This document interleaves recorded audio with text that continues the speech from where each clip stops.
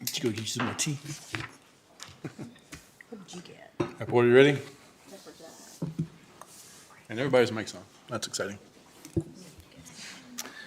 All right, do I have a motion to return to open session? So moved. Second. Ms. Franklin and Dr. Roundtree, any discussion? Ms. Osborne, please call the roll. Ms. Vaughn? Yes. Ms. Franklin? Yes. Dr. Gitchery? Yes. Ms. Parton? Yes. Ms. Purcell? Yes. Dr. Roundtree? Yes. Mr. Hudson? Yes. 7 in favor. Motion carries. Do I have a motion to certify closed session that to the best of each member's knowledge, only public business matters lawfully exempted from open meeting requirements by Virginia law were discussed in the closed meeting to which this certification applies, and only such public business matters as were identified in the motion convening the closed meeting were heard, discussed, or considered? So moved. Dr. Roundtree and Ms. Franklin, any discussion? Ms. Osborne, please call the roll. Ms. Vaughn? Yes. Ms. Franklin? Yes. Dr. Gitchery? Yes. Ms. Parton? Yes. Ms. Purcell? Yes. Dr. Roundtree? Yes. Mr. Hudson? Yes. 7 in favor. Motion carries. Do I have a motion to long-term suspend student A? So moved. Second. Ms. Franklin and Dr. Roundtree, any discussion? Ms. Osborne, please call the roll. Ms. Vaughn? Yes. Ms. Franklin? Yes. Dr. Gitchery? Yes. Ms. Parton? Ms. Purcell? Yes. Dr. Roundtree? Yes. Mr. Hudson? Yes. 7 in favor. Motion carries. Next up is our MCPS mission and belief statements. Our student representative tonight is Marina Lee from BHS. Mallory Akers from Auburn High School cannot be with us tonight. Marina, will you please read the mission and belief statements? MCPS is an innovative educational community. We value diversity and we are committed to equity and inclusion. MCPS empowers learners to realize success in an ever-changing global society through collaboration with communities, families, staff, and students. MCPS provides a safe, engaging learning environment and intentional exposure to positive social, emotional, and academic experiences. And then for the beliefs, all students can learn in order to pursue their dreams. Schools are safe places of joy, wonder, and creativity. Every person deserves to be loved, valued, and respected. Kindness is an essential skill of a responsible, productive community member. The diversity of our community is one of our greatest strengths. All people deserve equitable access to opportunities and resources. Every child deserves an advocate. Honoring the voices of students and other stakeholders strengthens the school community. Open communication and feedback are vital to our growth. Learning and teaching are collective efforts that begin at birth and involve the entire community. Relationship building and high expectations are foundational to student success. Great, thank you. Our next item is the student representative reports. Marina, do you have a report from Blacksburg High School? So the band and choir programs earned the Blue Ribbon Award after they both scored superior ratings at their assessments. And then we have our prom on Saturday, April 12th. And then our spring sports have officially started, and we've had a couple games and then matches for all the sports. And then since the last meeting, we won state championships in girls indoor track, boys swim and dive, scholastic bowl, and wrestling, placed 9th in the state with one individual state championship. Great, thank you so much. Our next up, our honors and recognitions. Dr. Lori Comer, our Director of Secondary Education, will start our presentation for Seniors of the Month.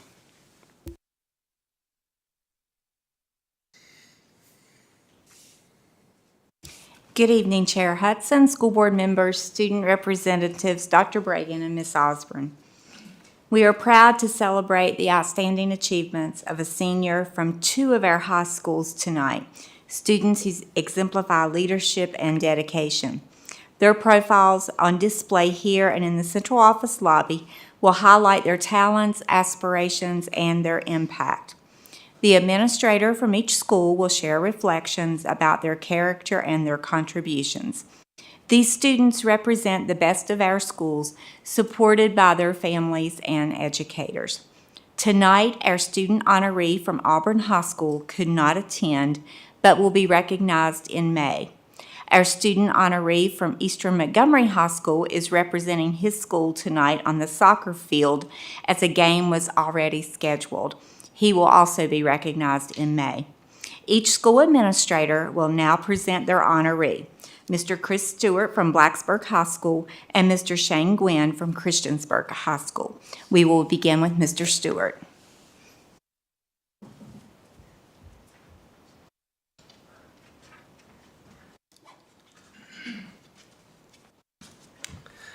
Good evening, members of the board and Dr. Bragan. It is my pleasure to present the Blacksburg High School Senior of the Month. This evening, I would like to recognize Grace LaFawn as the April Senior of the Month. Grace is here this evening with her family. I'd like to invite them to come up and join me.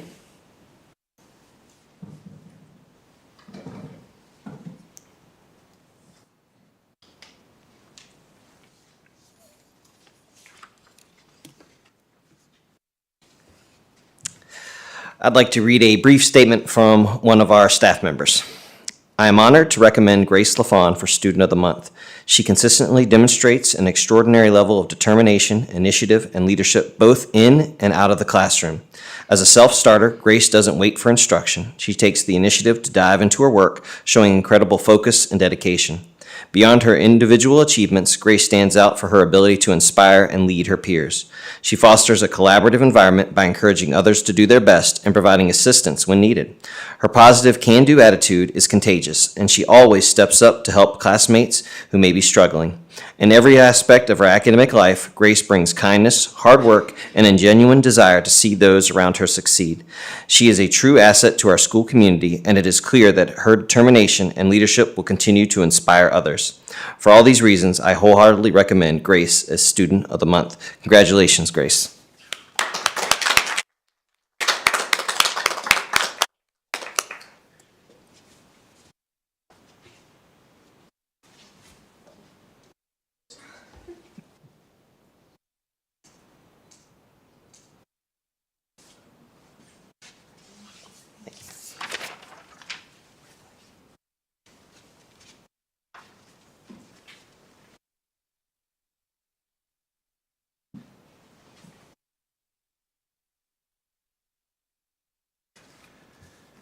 Good evening, members of the board, Dr. Bragan, and our student representative.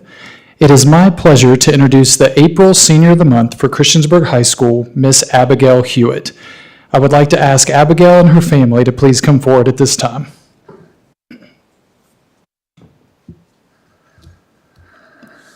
When asking some of her teachers to describe Abigail, they said, "Abigail is one of the most talented people I know, one who enjoys living life to its fullest extent.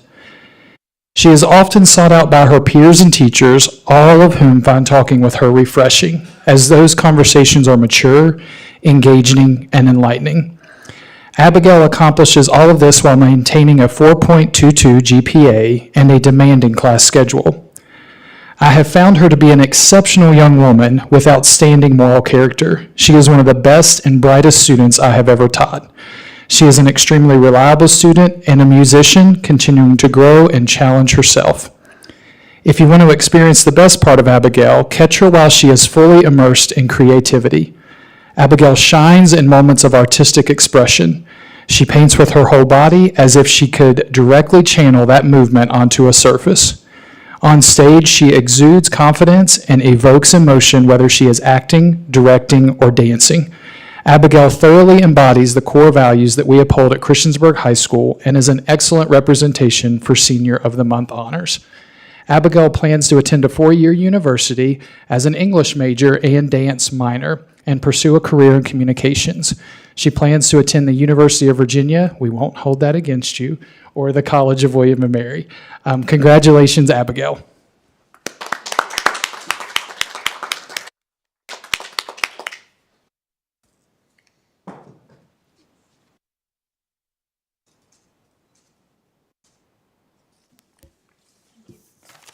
Okay, great. Thanks, everybody. The board will now take a very brief break to thank our honorees for being here today. I'd ask the students and their families if you want to maybe hang out up front here, and we'll come down there and say hi.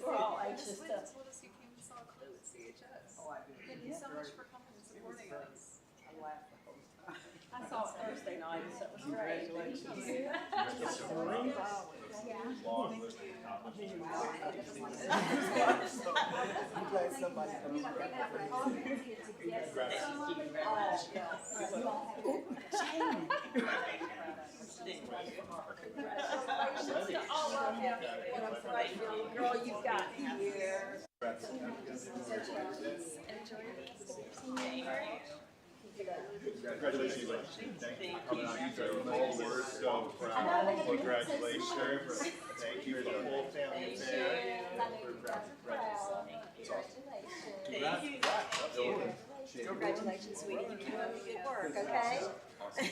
Congrats. Great job. Siblings here, this is great, congrats, congratulations. So proud of you, congratulations. Grab some Thank more you. pics if you want.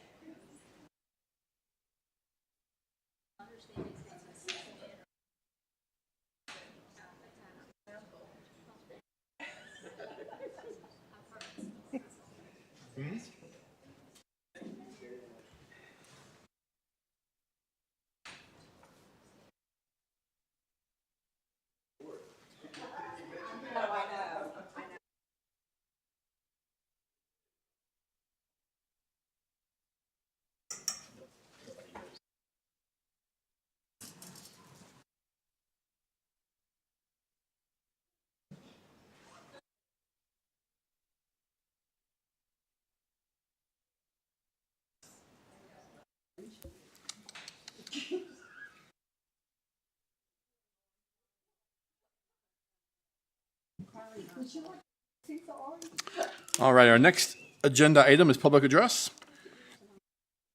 We welcome the opportunity to hear from students, parents, employees, and community members about education matters in our community.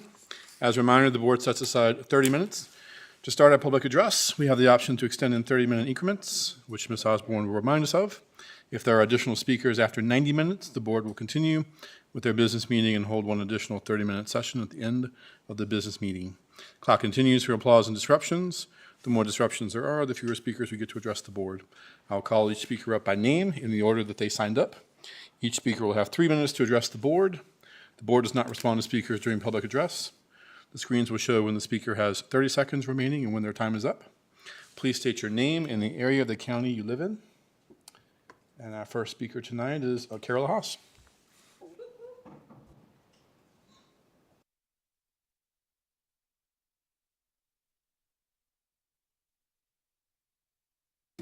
Thank you.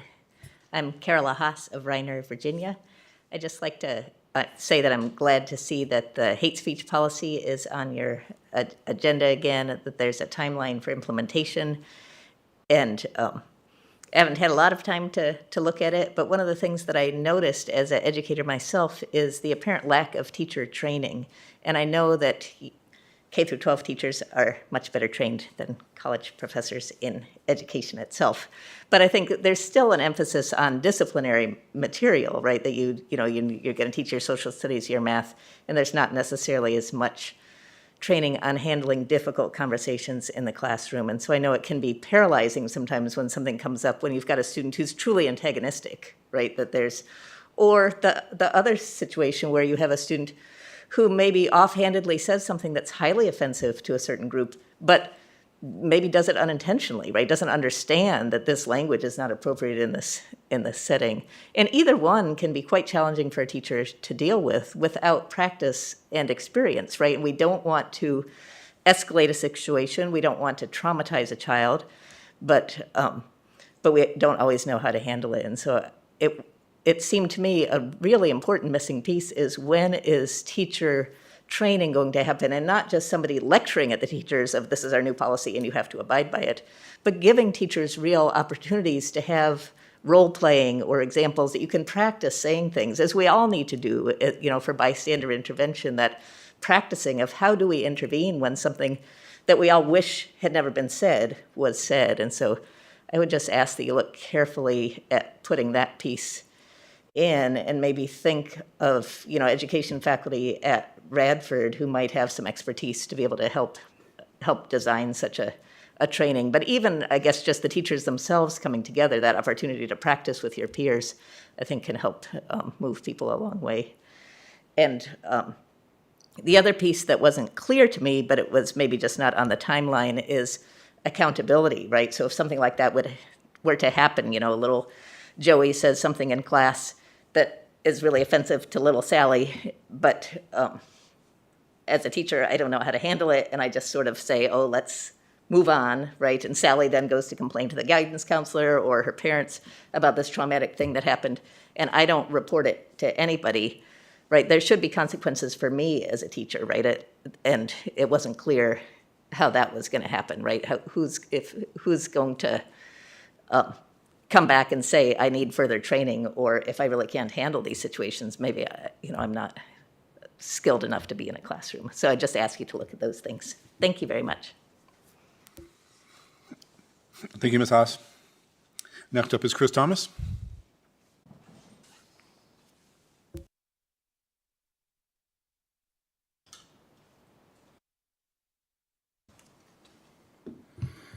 Chris Thomas, Christiansburg. Members of the board, I'd like to talk to you today a little bit about artificial intelligence.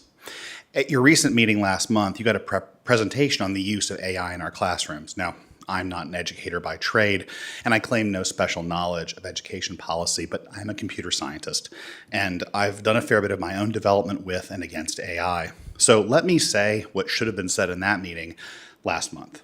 AI is dangerous. Not in the sense that you have to worry about students named Sarah Connor, but dangerous in the sense that a rotary saw or a welding torch is dangerous. AI enables cheerful, credulous humans to make very serious mistakes, and the moment you don't respect it for what it is, it'll bite you. It does this in two ways: false confidence and forced randomness.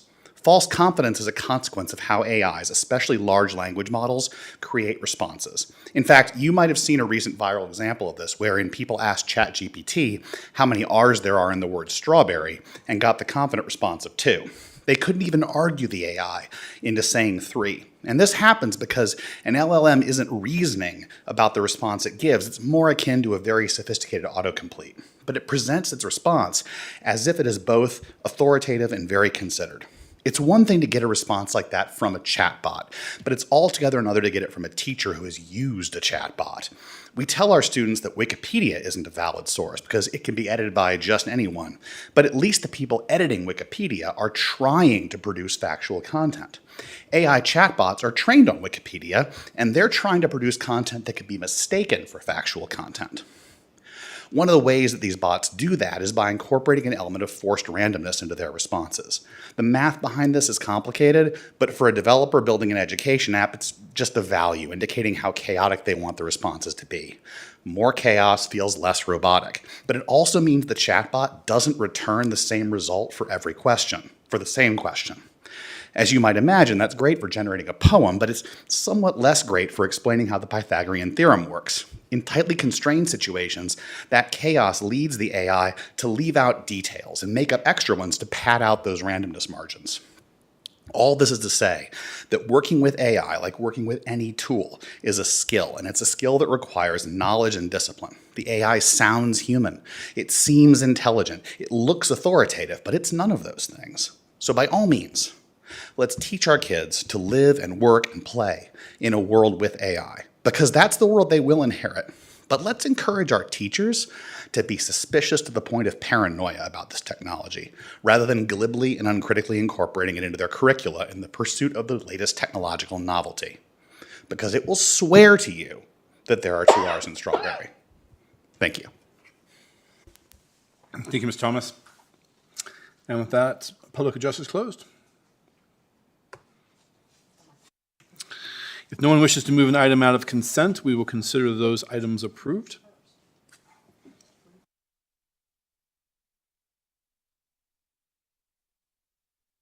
Okay, great. Do I have a motion to approve the payment of bills as presented? So moved. Second. Ms. Purcell and Dr. Guitry, any discussion? Ms. Osborne, please call the roll. Ms. Vaughn? Yes.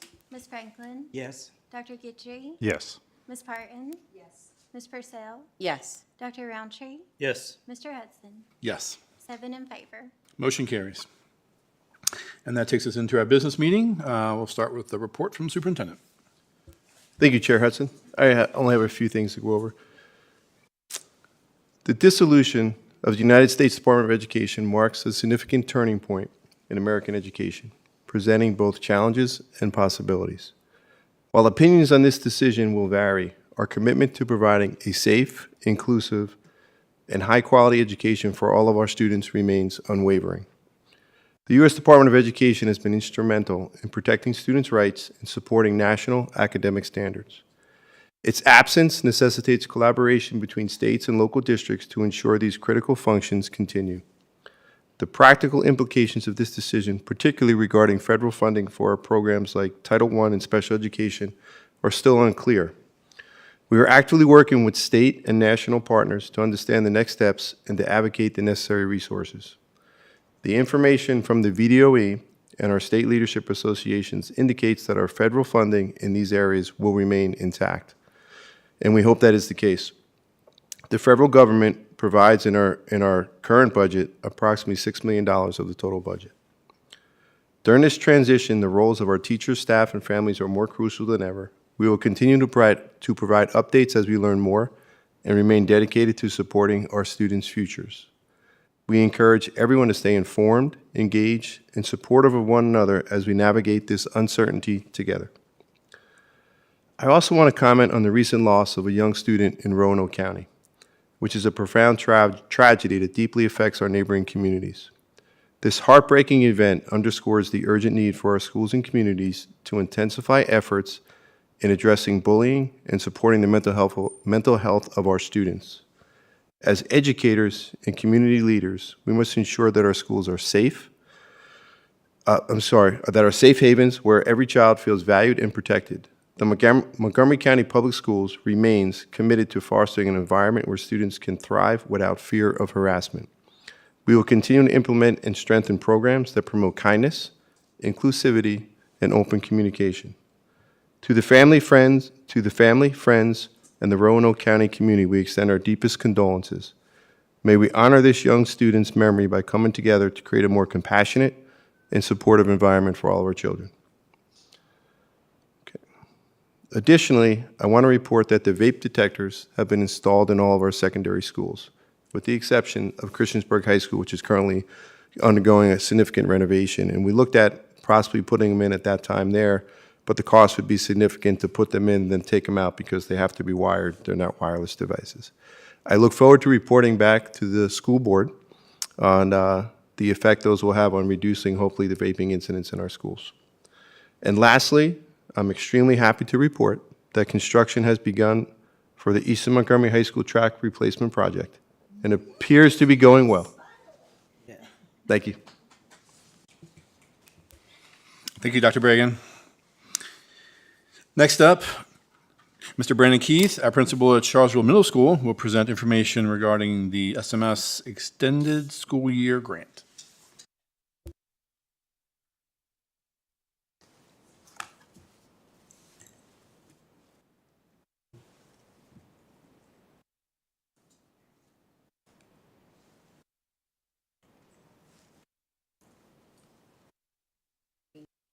I believe so. Let's see. It's not working. Okay. Sounds good. Good evening, members of the board and Dr. Bragan. I'm here to talk about the extended school year work that we've been doing at Charlesville Middle School for the past 17 months. So we had two things in mind when we initially received the planning grant from the Virginia Department of Education for the extended school year grant of $50,000. Number one, we wanted to look at some opportunities to think outside the box to get our students engaged and hopefully to improve student achievements at Charlesville Middle School. And then number two, we were looking at a way to get students excited and looking forward to coming to school and helping out with our chronic absenteeism rate. So we assembled our committee in the fall of 2023. As you all can see, we have the committee members mentioned right here. We had a nice variety of staff members on that committee. The administrative team, we have been the project leads. Our school counselor was involved. We had representation from all of our core and elective subjects. Also had foreign language involved as well, along with our athletic director and our PBIS coordinator. So we had a wide range of staff members on the team, as well as 3 parent representatives to help us out with that perspective, as we wanted to include stakeholders in our decision making. So right here, this is just a list of our meeting dates. Our initial meeting was in late November of 2023. We then decided to break up into subcommittees. Those subcommittees focused on finances. We had a calendar subcommittee and also a student engagement and curriculum subcommittee. And those respective committees have done some pretty significant work as we work through the process. So right here, I have our vision statements, which I will read. This was a very important piece as we got started. So we really could kind of focus in on our top goals and what we really wanted our students and staff to get out of our extended school year program. So vision statement number 1, our summer program will provide an engaging, student-centered learning experience that empowers students to take ownership of their education. Through hands-on, project-based activities, students will have the opportunity to explore their interests, reinforce core skills, and develop new ones. Vision statement number 2, we envision a collaborative environment where students actively shape the learning process by voicing their needs, sharing their perspectives, and pursuing inquiries that spark their curiosity. Teachers will act as facilitators, adapting instruction to meet students where they are, while incorporating innovative research-based practices. Vision statement 3, community partnerships will allow students to apply their knowledge in authentic contexts and gain real-world experience. Local organizations, businesses, and experts will contribute their talents and resources, fostering connections that extend learning beyond the classroom walls. And our final vision statement, by promoting student agency, embracing teacher creativity, and forging community ties, our summer program will cultivate a love of learning. Students will emerge as confident, self-directed learners prepared for future academic and personal success. So initially, we looked at possibly doing a calendar change. And as we did that work, we collaborated with Lynchburg City Schools, with Bass Elementary, and Bass Elementary has run an extended school year, actually a year-round school program for almost 2 decades. So we collaborated with their staff and got some feedback from them about their instructional setup along with their intersession days. So we also did some work with Chesterfield County, looking at some elementary and secondary schools, primarily middle schools. And most schools had a setup of 6 weeks on and a week off. Now, some of those weeks off involved what are called intersession days. And during those intersession days, students weren't required to come, but were offered opportunities to come in mainly for enrichment programs. So the biggest obstacles during our research when we looked at a full calendar change, Shawsville Middle School at the time of us receiving the planning grant in the fall of 2023 was the only school in Montgomery County with that planning grant. So that meant if everything would have gone through and been approved, we would have been the only school with a different calendar, which presented some pretty difficult challenges in terms of sibling groups and also families trying to get childcare, along with some of our staff members that have spouses and also students in Montgomery County. So we would have been on different schedules. So we ultimately elected that was too difficult of an option for us to do as just one single building in the school division. We met with Salem City Schools in January of 2024. Dr. Jamie Soltis, who is now in Roanoke County, but at the time was the assistant superintendent in Salem City.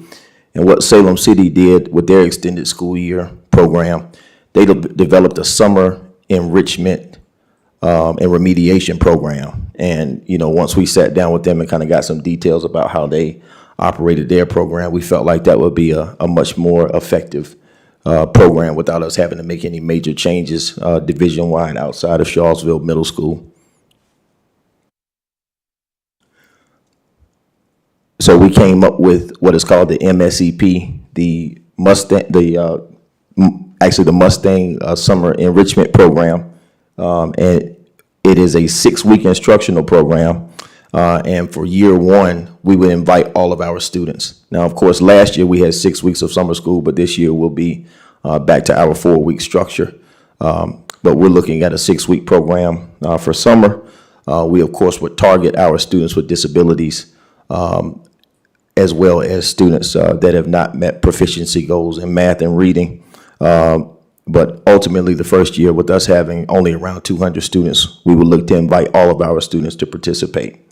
Our instructional targets would be math, reading, writing, science, social studies, and also STEM work.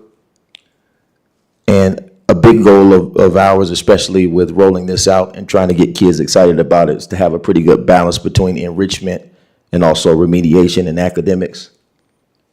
Project-based learning, of course, is a very strong instructional strategy that really helps us to reel our middle school kids in to instruction. We also talked about the importance of real-world applications. So we've looked to set up some field trips. We look at either a field trip every week or every other week. We looked at Explorer Park. We also looked at field trips to Virginia Tech and Radford University, field trips to Dixie Caverns, and also we've looked at some instructional activities that can be woven into those field trips. We also are looking at some virtual reality headsets that our ITRTs have helped us to look at some programming for, where we can do some pretty neat instructional activities. And then our curriculum administrators have also put together some lists of resources that we've been able to work through and vet in hopes of getting as well. So the benefits of our Mustang Summer Enrichment Program, of course, a new school model. I think one of the most important things when we talk about project-based learning is us being able to start projects in the summertime and then continuing to work on those projects when we come back in the fall. So we talked about some ongoing project work through different areas of academics. Also, it will be a goal of ours to improve our chronic absenteeism. And of course, student engagement plays a big role in improving chronic absenteeism. So we felt if we could get kids excited over the summer and also, once again, start on those projects and project-based learning, that they would have something to look forward to coming back in the fall and be a little bit more consistent with their attendance.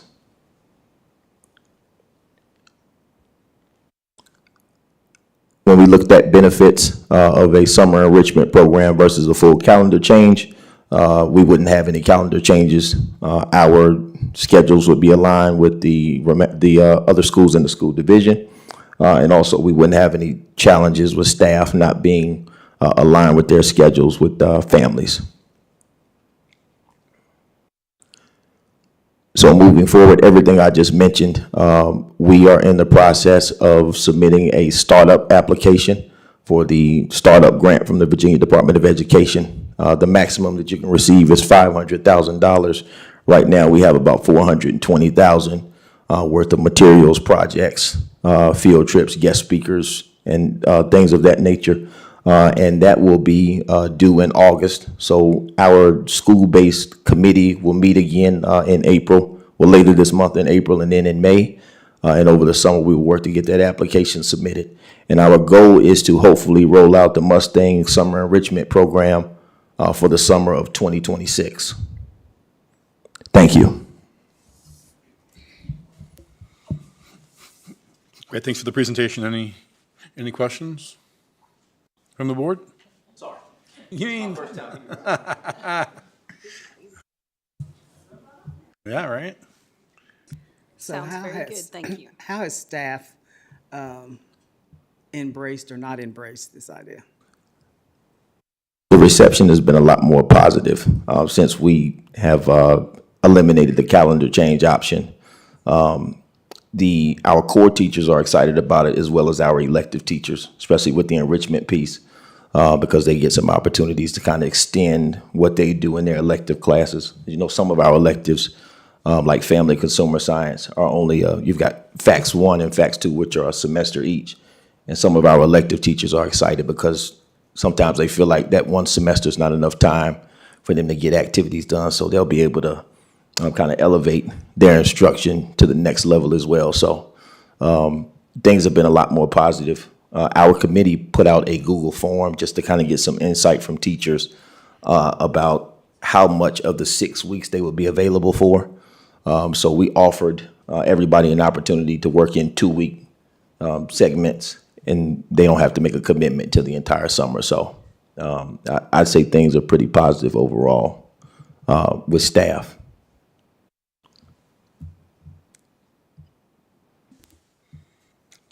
Dr. Roundtree?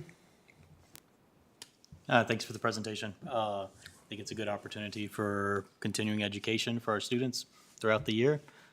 So it'll be available for all of the students in middle school in the Shawsville Strand. Is that? Yes, sir. Everybody at Shawsville Middle School will be invited for the first year. Okay. And that'll be 8th graders that are invited or 5th graders that are invited? We're planning to invite rising 5th through rising 8th. Okay. All right. Thank you. Ms. Purcell? Thank you so much, Mr. Keith. It's good to see you. I was really excited to see the focus on project-based learning. That's just something that I find very exciting in education. I think it makes things more relevant, and something that I've learned in my work outside of this is that besides just engaging projects, group dynamics and working together in groups, we don't tend to be very good at that. It's something I work on with my own students, and we can all get better with those kinds of things. So, all of that said, do you have any examples? I know that we're kind of a year or so out from when you would start, but what are some examples of some of the projects that you're hoping to provide for kids? Sure. So we talked about our science classes and doing some work with developing a school garden. And once again, that was an example of a project that we would start in the summertime that students would have to come back and care for throughout the year. And then I know I mentioned family consumer science and agri-science. They had mentioned, like in family consumer science, being able to do more cooking, development of different types of cuisines from around the world.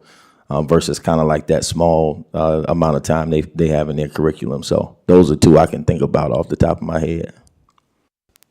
Thank you so much. Absolutely. Ms. Vaughn? Well, it sounds very exciting, and I hope the excitement stays in a higher location and all goes well for you. Thank you. Ms. Barton? I'm excited about this, especially for Shawsville Middle, but also for the rest of our students that might be able to attend. I'm really excited about the academic hours, that it's going to continue to go up and possibly help with the gap that we're at now, along with the help of the retention over the summer, because I know, I know teachers struggle with the retention part of it, and it's not just with our special needs children, but it's with all of our children when we have a break that big. I know we do have problems getting teachers in the summer, because I know we have dealt with that with summer school in the past. Have we thought about any other possible incentives to get our teachers maybe wanting to do this or be more involved, or maybe that's something we can think about? I'm not really sure what we can offer. And I think we could possibly even round up some volunteers and could possibly get some kids going for that ACE scholarship that have to do the 80-hour volunteer work to come and help us out with that possibly.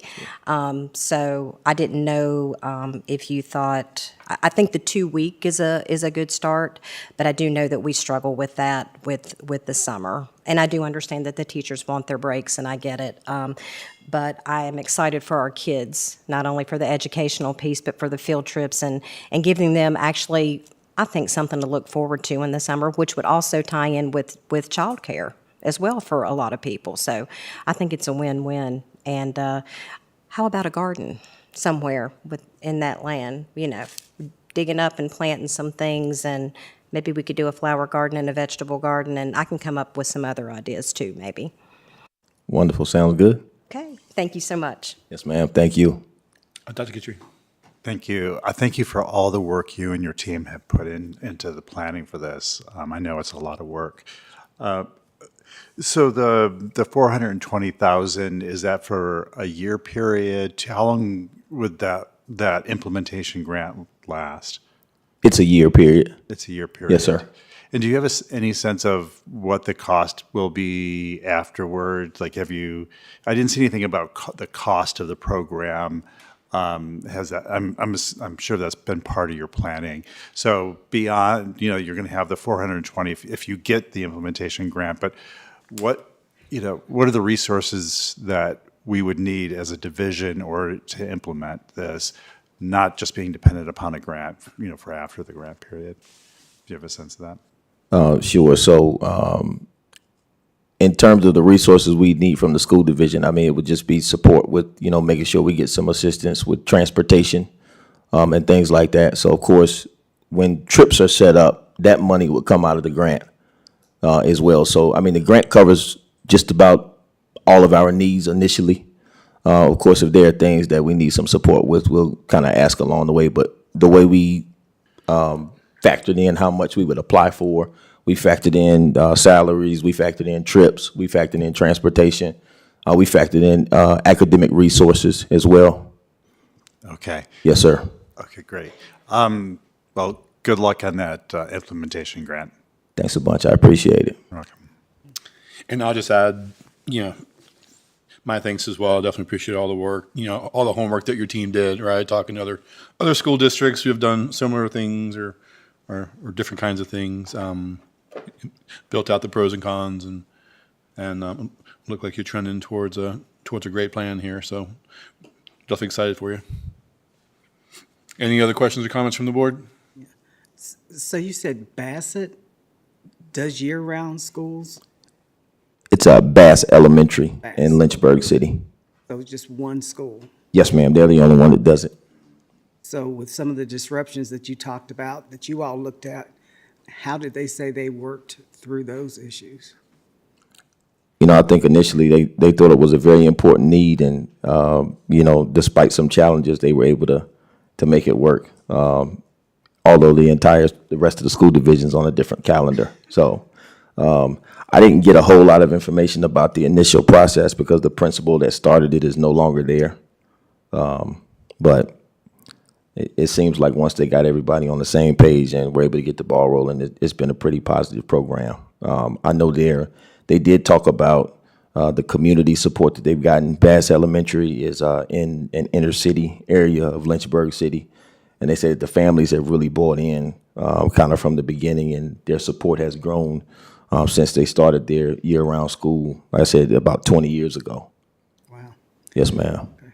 Well, I appreciate also all the work that you all have put into this, and I would like to see the whole county go to a year-round schedule, which I hope we will be talking about soon. So this is a good way to help get the things going. So thank you. Yes, ma'am. Thank you. Okay, any more questions? Okay, great. Thank you, Ms. Keith. Thank you all.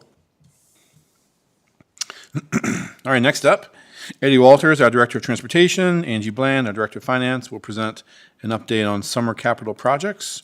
Jordan Stump, our Supervisor of Purchasing, and Tim Shepard, our Construction Project Manager, will also be available for questions.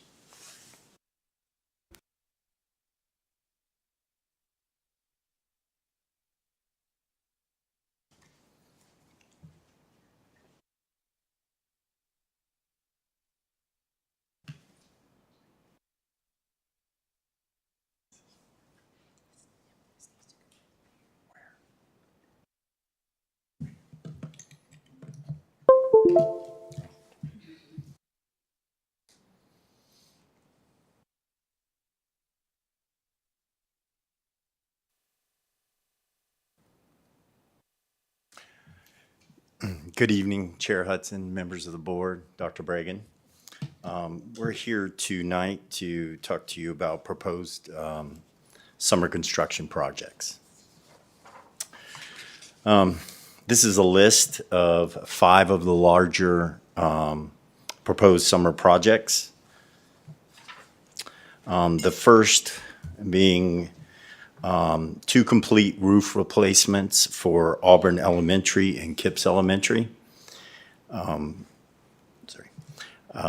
If approved, this project would be scheduled to be completed before the start of the 25-26 school year. Another proposed project would be replacing the original windows with new vinyl windows for Montgomery Central and the Operations Center.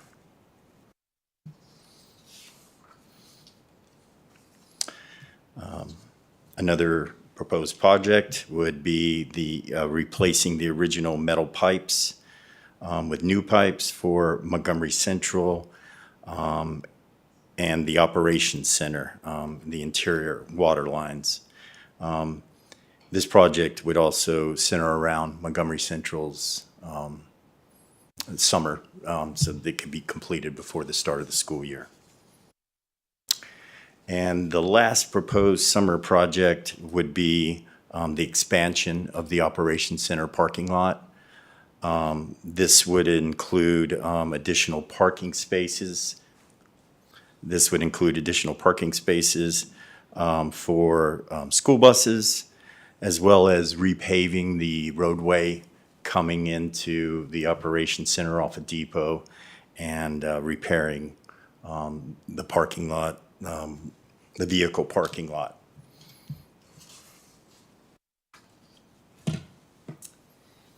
Several of these projects currently are in the competitive bid process. So once we have finalized costs for all of those, we will put together capital transfer requests that will be submitted at future school board meetings for your consideration. Questions? Okay, great, thanks for that presentation. School board, any questions? Comments? Let's start. I do want to say thank you for getting that parking lot done finally. Because, could we move that to the top of the list if nobody is? But anyway, thank you for putting this together and all the information. Hopefully we can get all this completed and it's much needed, so thank you. Yes, ma'am. Dr. Guthrie? I don't have any questions. I'm just glad to see some of these priorities, particularly with Montgomery Central. So terrific. Ms. Franklin?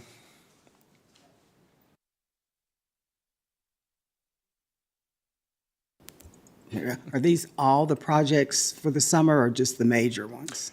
These would be the major ones. Yes, ma'am. Okay. So it would be nice to see a list of everything we're going to be working on, just so we know what's happening. Yes, ma'am. Okay. And yeah, those windows at Montgomery Central, I don't even know how they're still staying in. Yeah. Yeah. Thank you. Yes, ma'am. Dr. Roundtree? Yeah, thanks for putting this together. Just a question about the windows going in at Montgomery Central. Are we going to get the building power washed before those windows go in, so we're not power washing brand new windows? Yeah, I believe that's something that we can definitely do. Yes, sir. And then for the buses going in and out, what's the access to the roads look like at Montgomery Central? Or do they have easy access, easy merging in and out of the traffic situations there? So currently we have it's basically a one-way in, one-way out. So they come in off of Depot and then they exit out on Sheltman Street. So then they can go right or left on Sheltman. Okay. Yes, sir. Thank you. Ms. Purcell?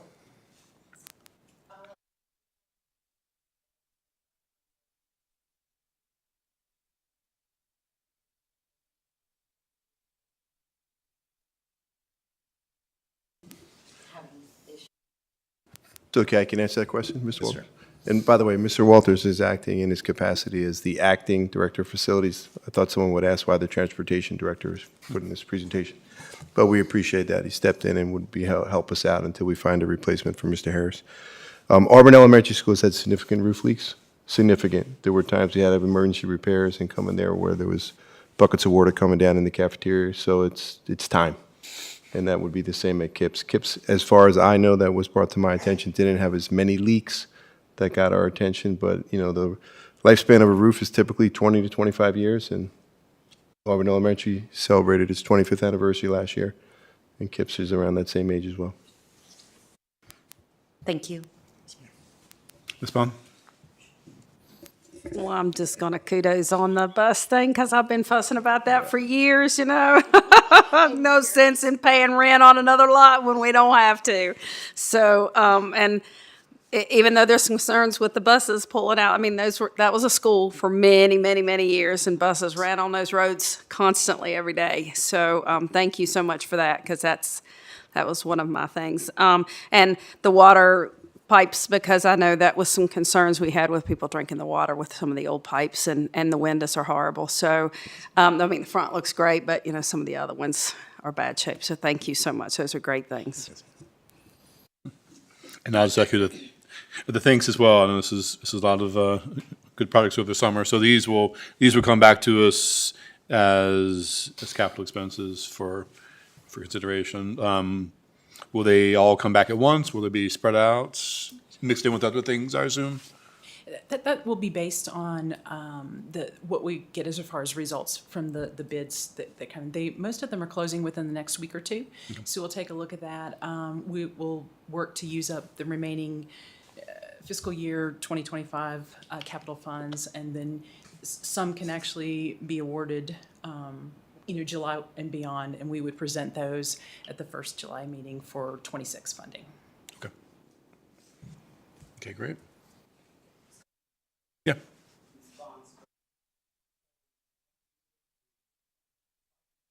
Paved at the Operations Center, will we be able to put all of our buses there and not have to use the other lot? Yes. The additional bus parking would allow us to move our buses from Wemmer. Like we wouldn't have to park any buses there anymore. Yes, ma'am. Okay, thank you. All right, great. Board, any other questions? All right. Thank you so much. Thanks for being here tonight.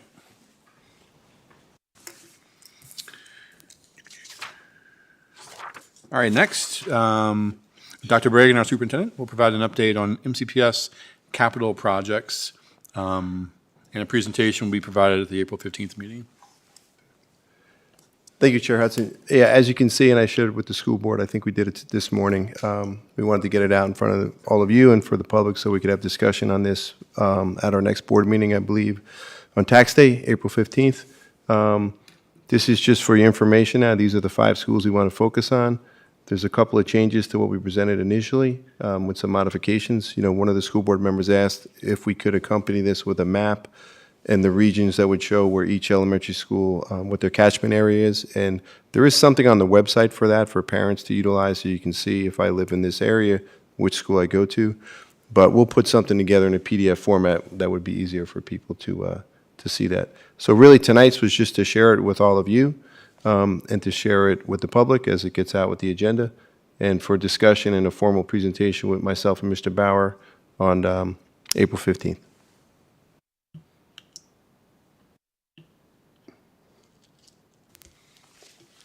So you're not planning to walk through any of it tonight, or we're just? I wasn't going to unless you want me to. That wasn't the plan. Okay. You want me to walk through it? We kind of just got it a little bit ago, so I haven't had much of a chance to digest it. Well, that was the plan, that I would just share it with you, and this would be on the agenda so the public would see it, so that we could have the discussion, an informed discussion on the 15th was my plan, but I'd be happy to go through it tonight if you want. What do we think, board? I think a quick run through of the slides would be good. Maybe some highlights, maybe, just so we can kind of get the lay of the land here. Yeah. All righty, as you can see, there's 5 schools that we talked about, and we've had this conversation now going on probably almost a year. The most pressing need are the 3 elementary schools. And if you asked us to prioritize, those would be the priority. The 3 elementary schools in Blacksburg: Harding Avenue Elementary School, Gilbert Lincoln Elementary, and Margaret Beeks. Coming up next, that would be Montgomery Central and Shawsville Middle School. They're running neck and neck for which would be the 4th project if we had to triage them as far as monetary needs. And some of that, as I go through this, would depend on what that development looks like that is being proposed down in Shawsville, in the Ellison area. It could be 409 homes, which would make an increase significantly in the middle school population over time. We predict it could be as much as 310 students. That would move Shawsville Middle School to number 4 and Montgomery Central to number 5. Go on to the next slide. If you look at the enrollments there, that shows a 10-year enrollment span. What's not shown there on the Shawsville Middle School is the enrollment that may increase when that development comes to fruition. Now, we project about 309 students, but obviously that wouldn't be all middle school students all at once. The houses wouldn't be done all at once, so there's a time frame there that we'd have to go through as the buildings became built and they became settled. But we do anticipate if at some point that number goes through the entire school system, we would have to put in some more additions on Shawsville Middle School. It would be significantly more than the 193 students they currently have. Next slide. So we kind of presented this last time. The Harding Avenue Elementary School would be an upgrade. It's an open model classroom. They would have removed that open model design and would be more individual classrooms aligned by grade level, and upgrading all the areas that are in there is including the HVAC and the roof and things like that people don't think are real pretty or really something that's going to impact. But if you're going to update the structure, you got to update all the other stuff as well. So that would be, go to the next slide, please.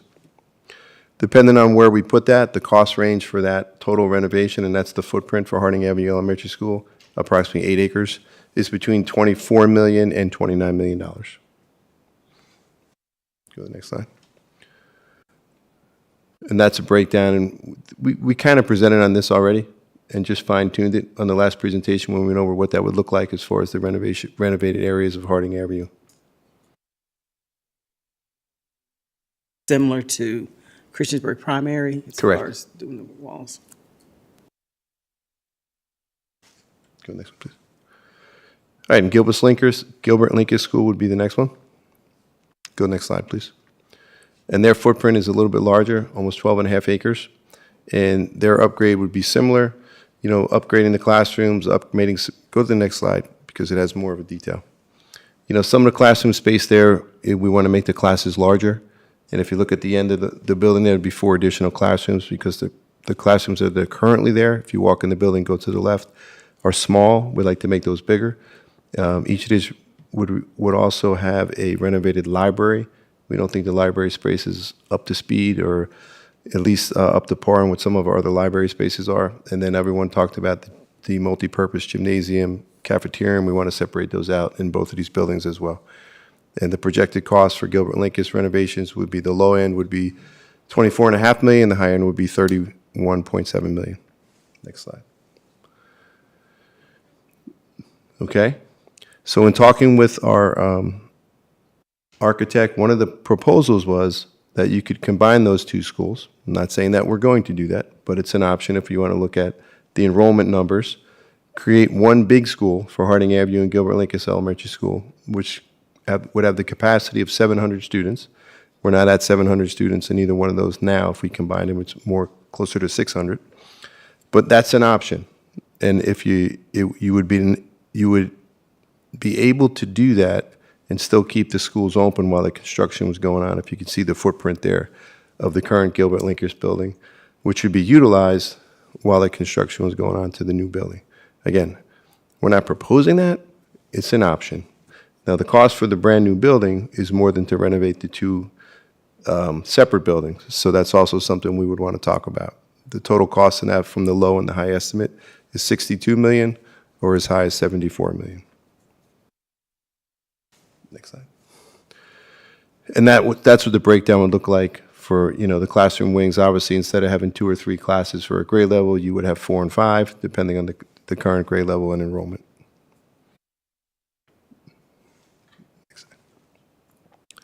At Margaret Beeks Elementary School, it would be renovated as we had talked about previously, and there were many additional changes that we added to this from the last presentation.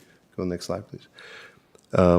That footprint is large as well. It's 13 and a half acres almost, and the cost for there would be between 25 million and 31 million from the low to the high. Next one. And that's the primary areas that would be renovated. Again, the biggest thing we've heard from the schools is, especially in the primary wing, separating out the classrooms, making sure they had doors and walls, and taking those cubbies out of the hallways there, and providing the space that's dedicated to cafeteria and gymnasium and separating those out.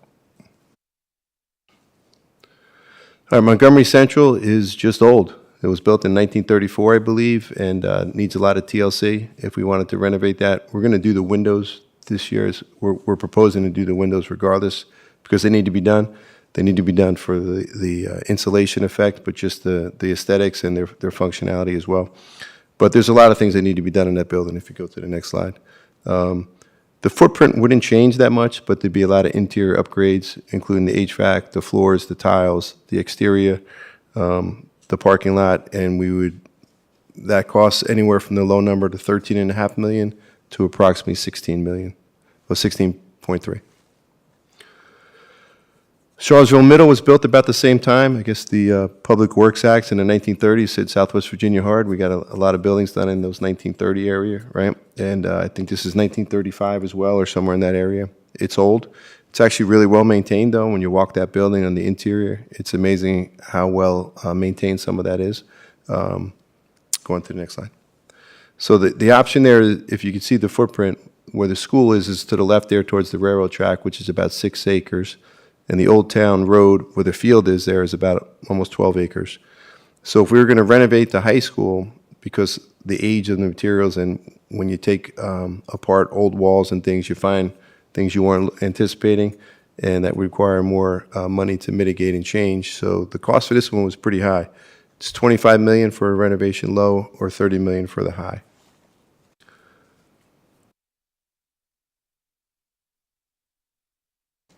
Go to the next slide, please.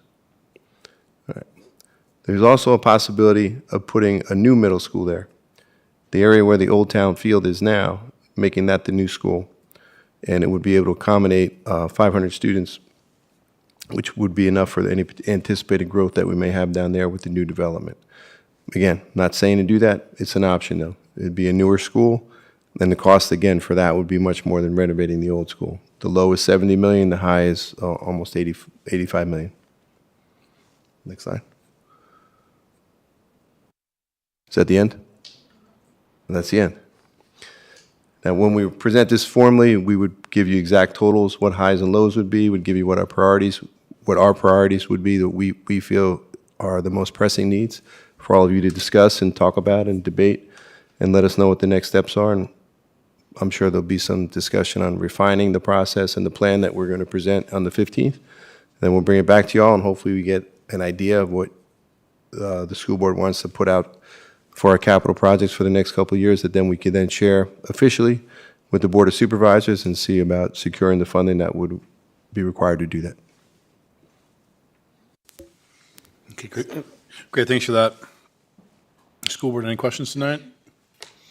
So I just have one piece of information I'd like to see.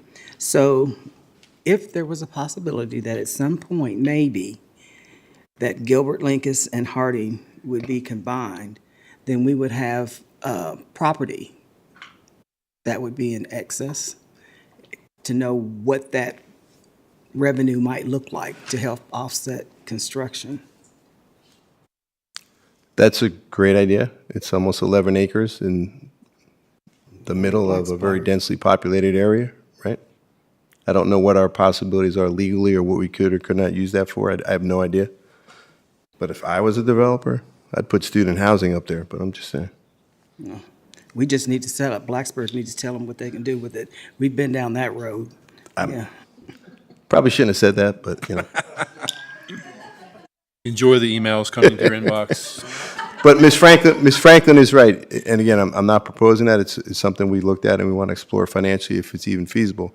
It's a big piece of property in the middle of a densely populated area in Blacksburg that I'm sure would warrant a lot of discussion on this board and Board of Supervisors in the town of Blacksburg, so. For about 20 years. Go around, I'll change the order. Dr. Guidry. Boy, did you just open up a can of worms.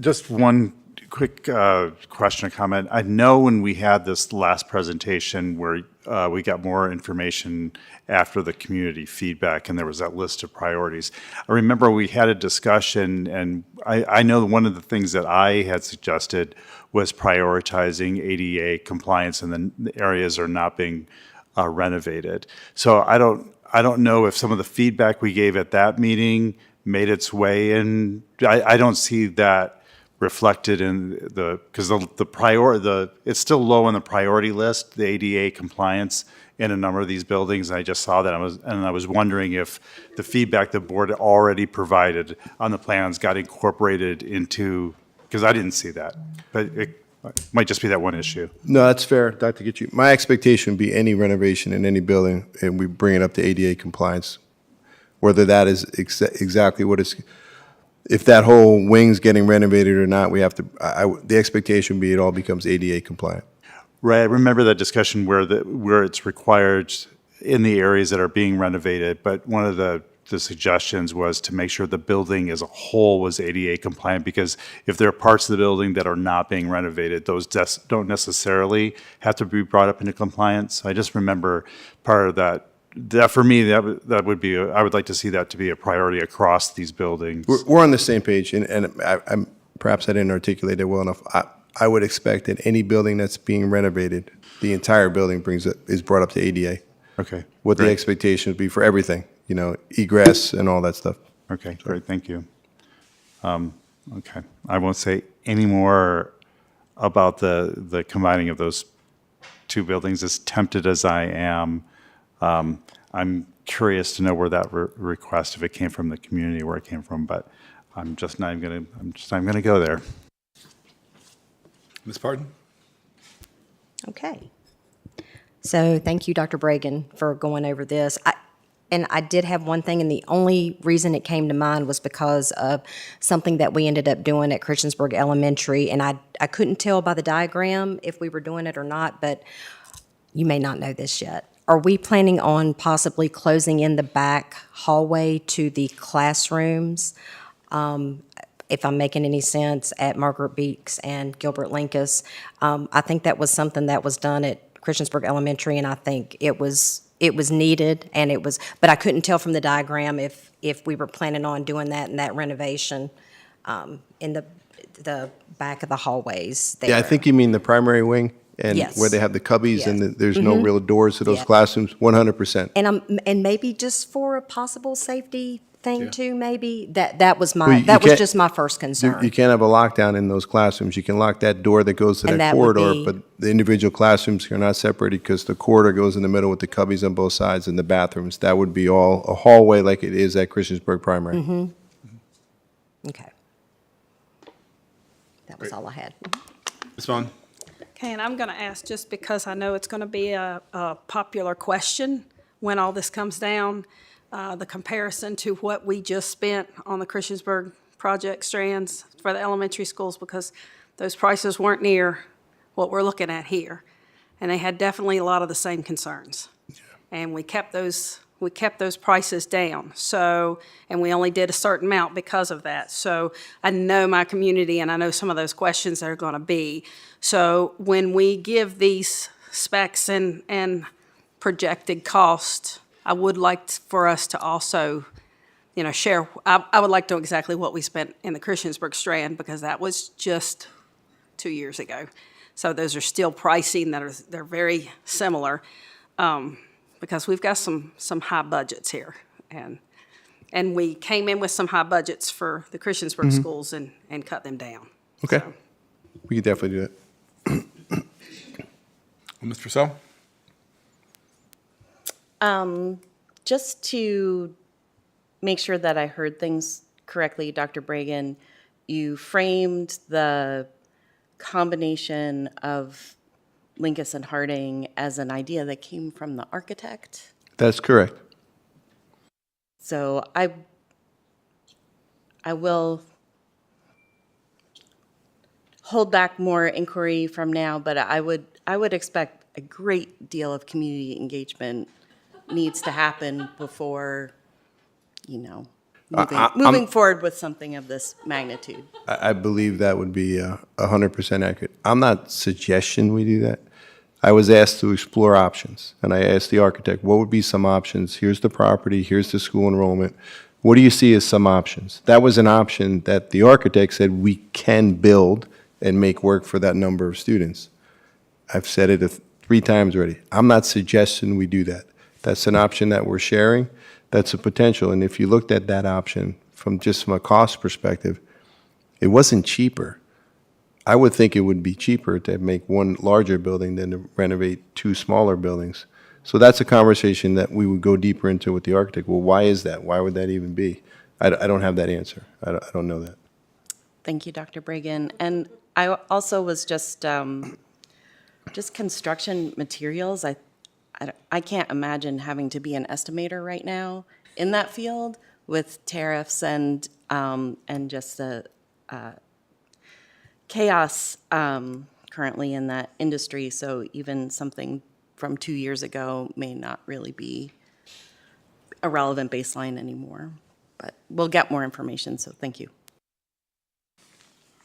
Dr. Roundtree? Sure. Yeah, so I don't understand the combination of Gilbert, Linkus, and Harding as it's put forth here. Currently, unless I have some numbers that are incorrect, if we just take Gilbert, Linkus, and Margaret Beek's capacity, the 2 of those schools have an excess capacity of 341 students, which is greater than the total enrollment at Harding Elementary School.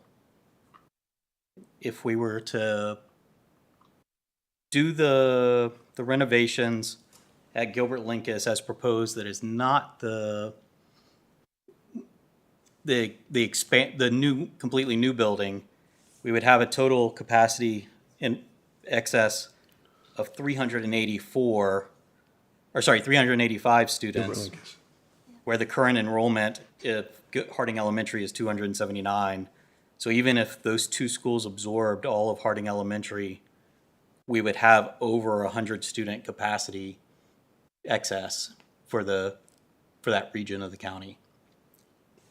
That's another possibility if you wanted to explore. And that has no added cost. That's just the cost of the reno at Gilbert Linkus, the reno at Margaret Beek's, and you take out the $25 million reno at Harding Elementary.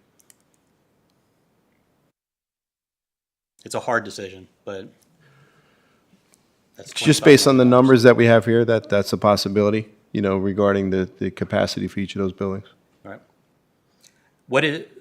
Do we anticipate any kind of growth in student enrollment in that region of the county over the next decade? The demographer that we had done a year and a half ago, I believe, our growth was fairly stable. We're right now, we're around 9,400 students, 9,500 or so, including our preschools. And they projected that would be slightly declining for the next 6 or 7 years and stable out at about 9,100. And not one of the schools that we currently have, again, according to the demographic projection, would exceed their current capacity, which was surprising to me because all the development going on in Price's Fork Road, I thought would definitely impact our high school, which is close to capacity, and our middle school over there. And the number that they gave me when the demographer went over that was 0.4 students per separate family house. And if you project out those numbers, that they would not exceed our capacity. So as far as I know, no, Dr. Roundtree. Similar, just so that we don't end up getting blindsided, are there any, and we'd have to check the county, or you probably have to check the county, are there any sections of land that could house an additional 500 housing similar to Eastern Montgomery in that portion of our county that represents those 3 schools? We would have to look into that, right? I don't know what the zoning is or special use permits or what's been done so far, but I know when we had the demographic study done, they looked at all the building permits and projected out what that would look like for the next 5 years of building, right? Or what the land was being a proposal for special use or changes in the zoning. I don't know if they know, who's going to sell a 100-acre farm to put out. I don't know that. Right. We could look into see if I can get that information. Yeah, I mean, just if there even are those level of farms in that region. And then lastly, are we planning on extending, or do we have any plans to extend pre-K to 100% capacity or to 100% enrollment? I would love to do pre-K for all 3-year-old and 4-year-old students. The problem is that the funding from the state, they have a number that they only provide us for. We've actually put a waiver in to go over our number next year. If we can find the funding, we would definitely do that. I think it's a better, and especially in some of our areas that don't have a large number of daycare providers for preschool for parents. If we could provide it, it would be a great benefit for them. And if we did do that, what would the projected enrollment be? I can get that exact number. That may put it a little higher. Across the division, we used to have 750 kids at a grade level. We're not that large anymore. If you look at our first, second grades, they're under 600.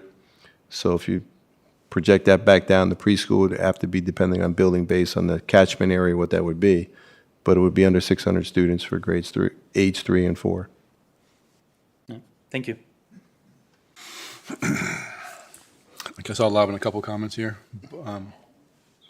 I have another comment whenever it's possible. I'll go around again, don't worry.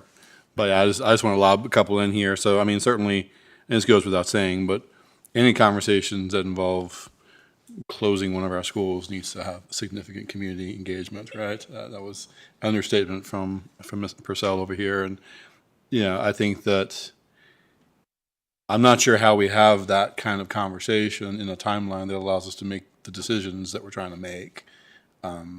So, I mean, it's art of the possible in these slides here, but I don't know how we execute on any of that and try to get to the board of supervisors an answer in the time frame that we're talking. So that's an interesting challenge.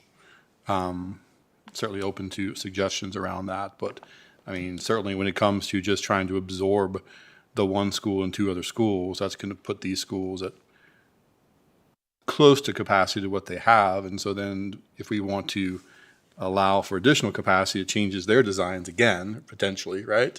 So we're just kind of caught in this loop, right? So, I mean, I think we need to, as a board, make some decisions pretty quickly about high-level direction about what we want to do so we can give Dr. Bragan and the architects some clearer direction.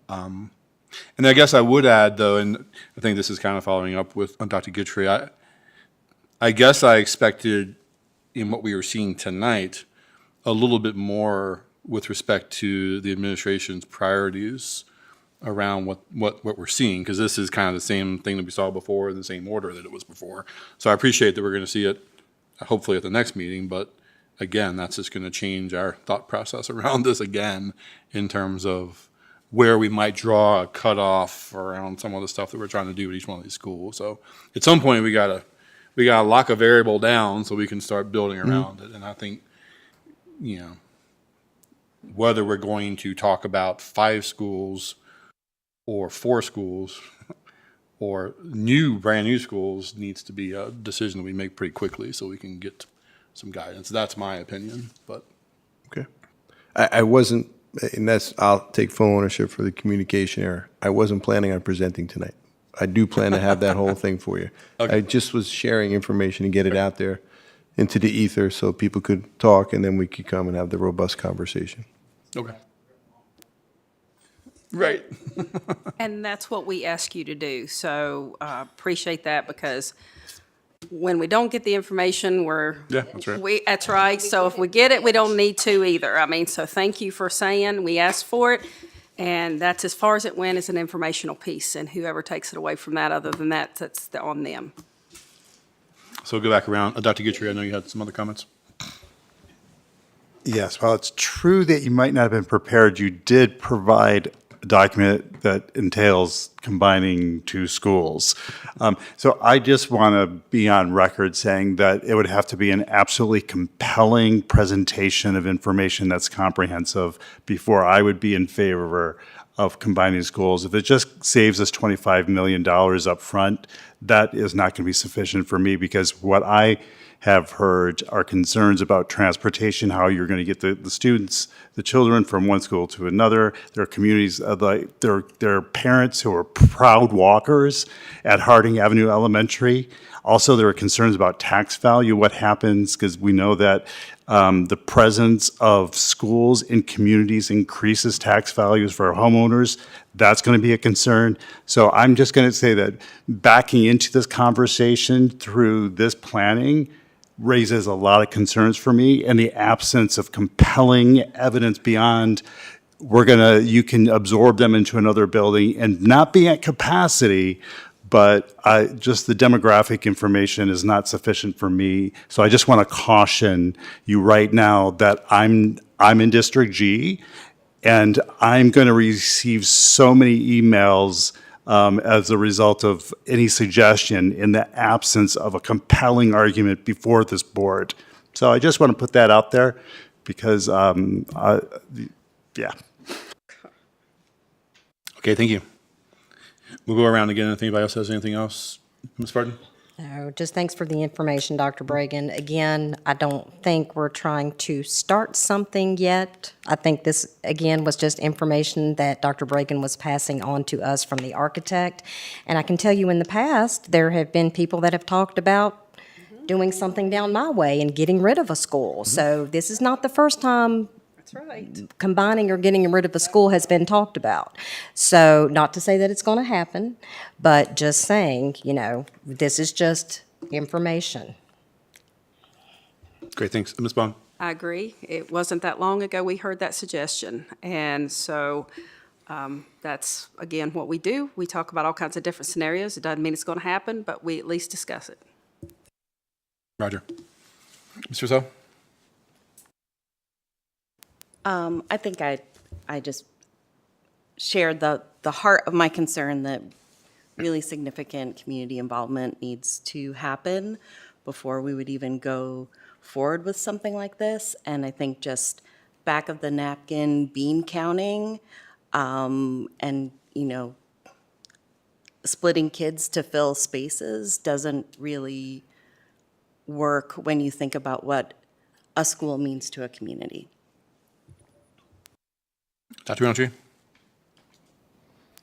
Yeah, I definitely agree that we need some community engagement on this, some weigh-in as to what their priorities are. There's a lot that can be done with $25 million plus real estate sales, as Ms. Franklin pointed out, that would be collected from that.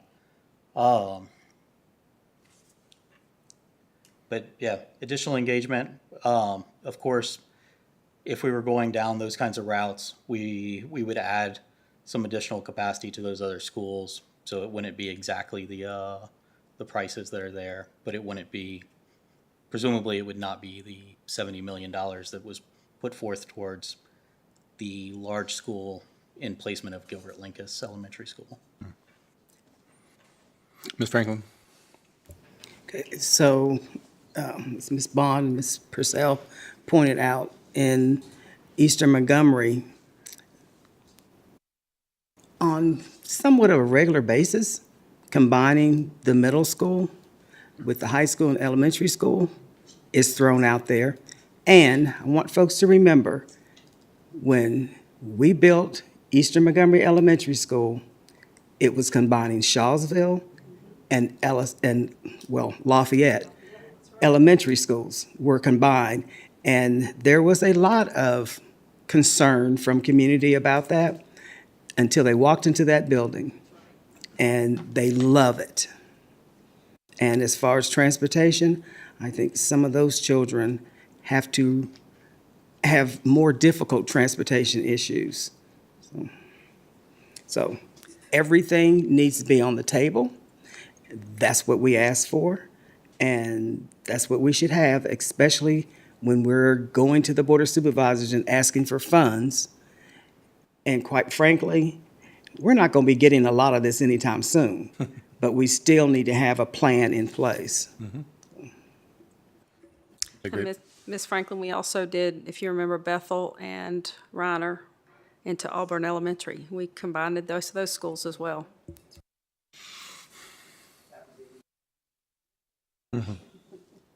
Okay, great. I don't have anything else to add. Anything else, board? All right. Well, thank you for impromptu presenting to us tonight. Appreciate it. Clearly, it's going to be a lively discussion at the next meeting. Tell Josh to pack his lunch. All right. Policy 6-3.13 is presented for approval. It was originally presented as a first read on March 18th.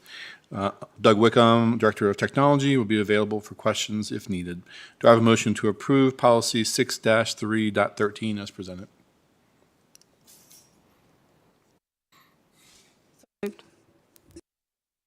Ms. Bond and Ms. Franklin. Any discussion?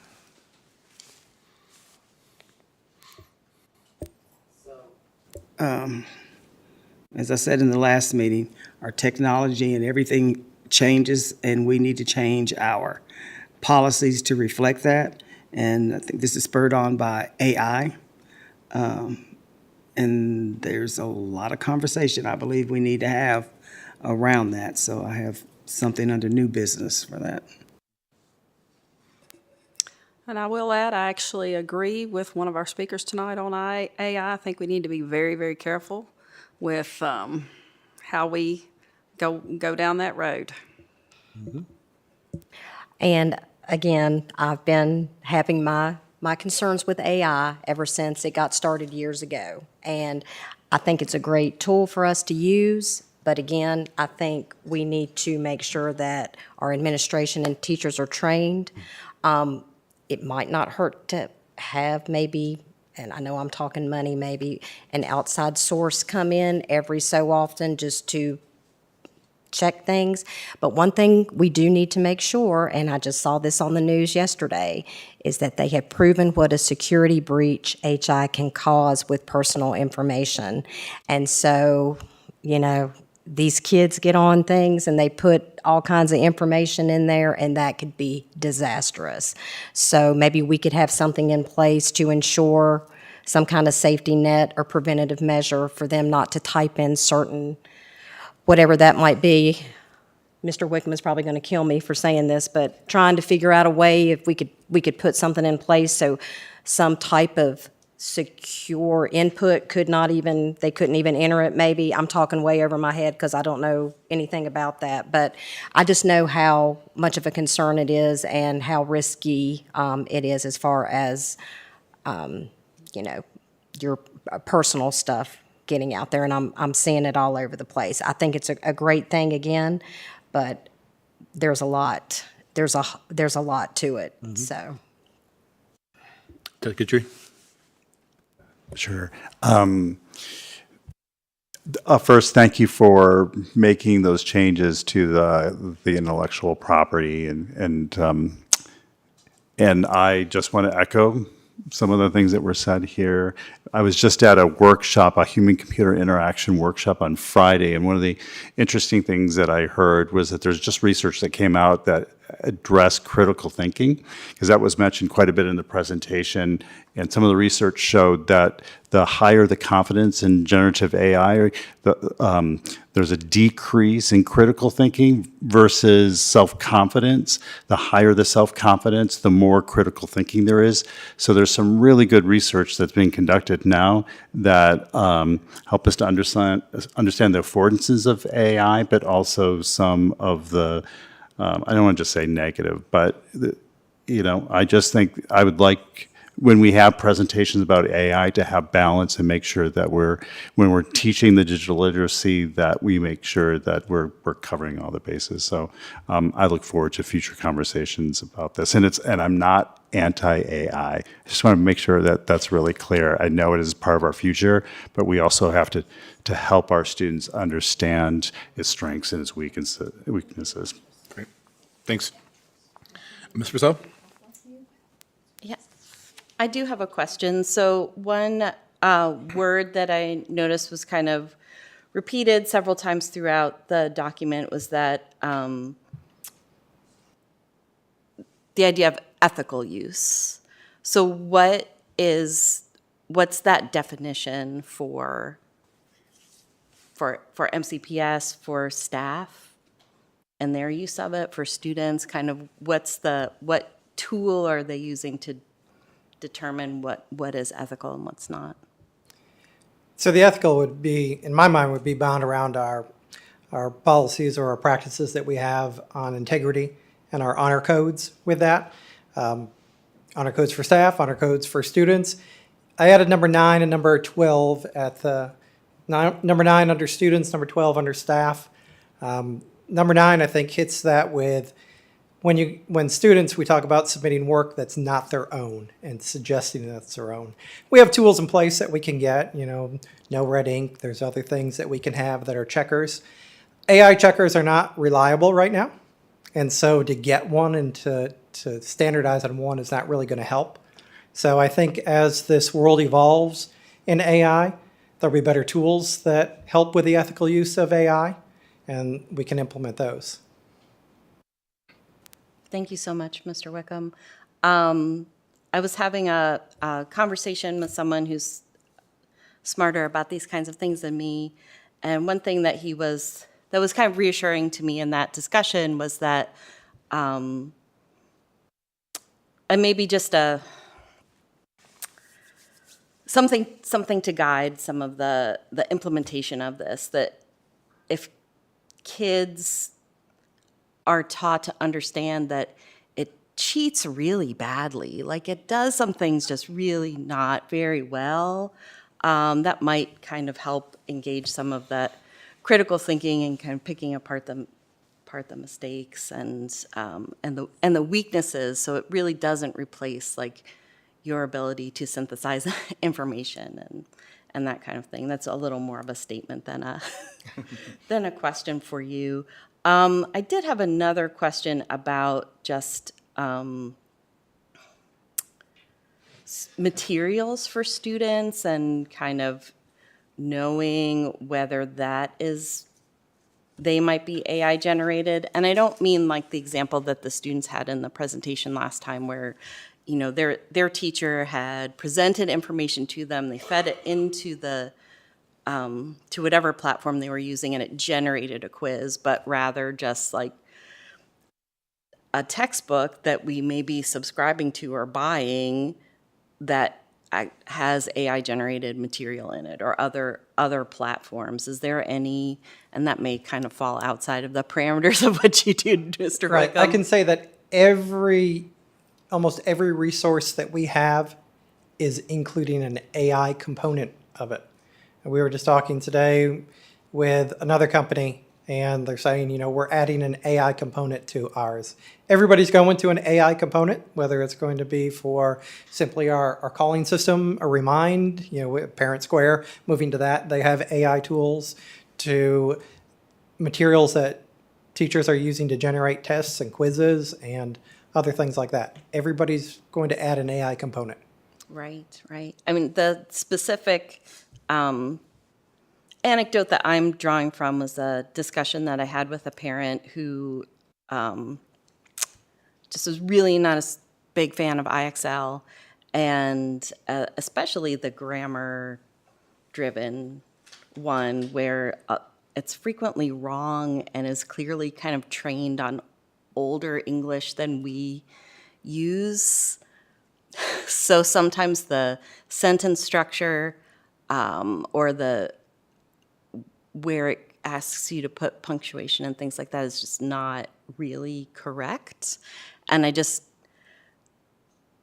when we're subscribing to things and using things and teaching our students with them and they're actually like not right.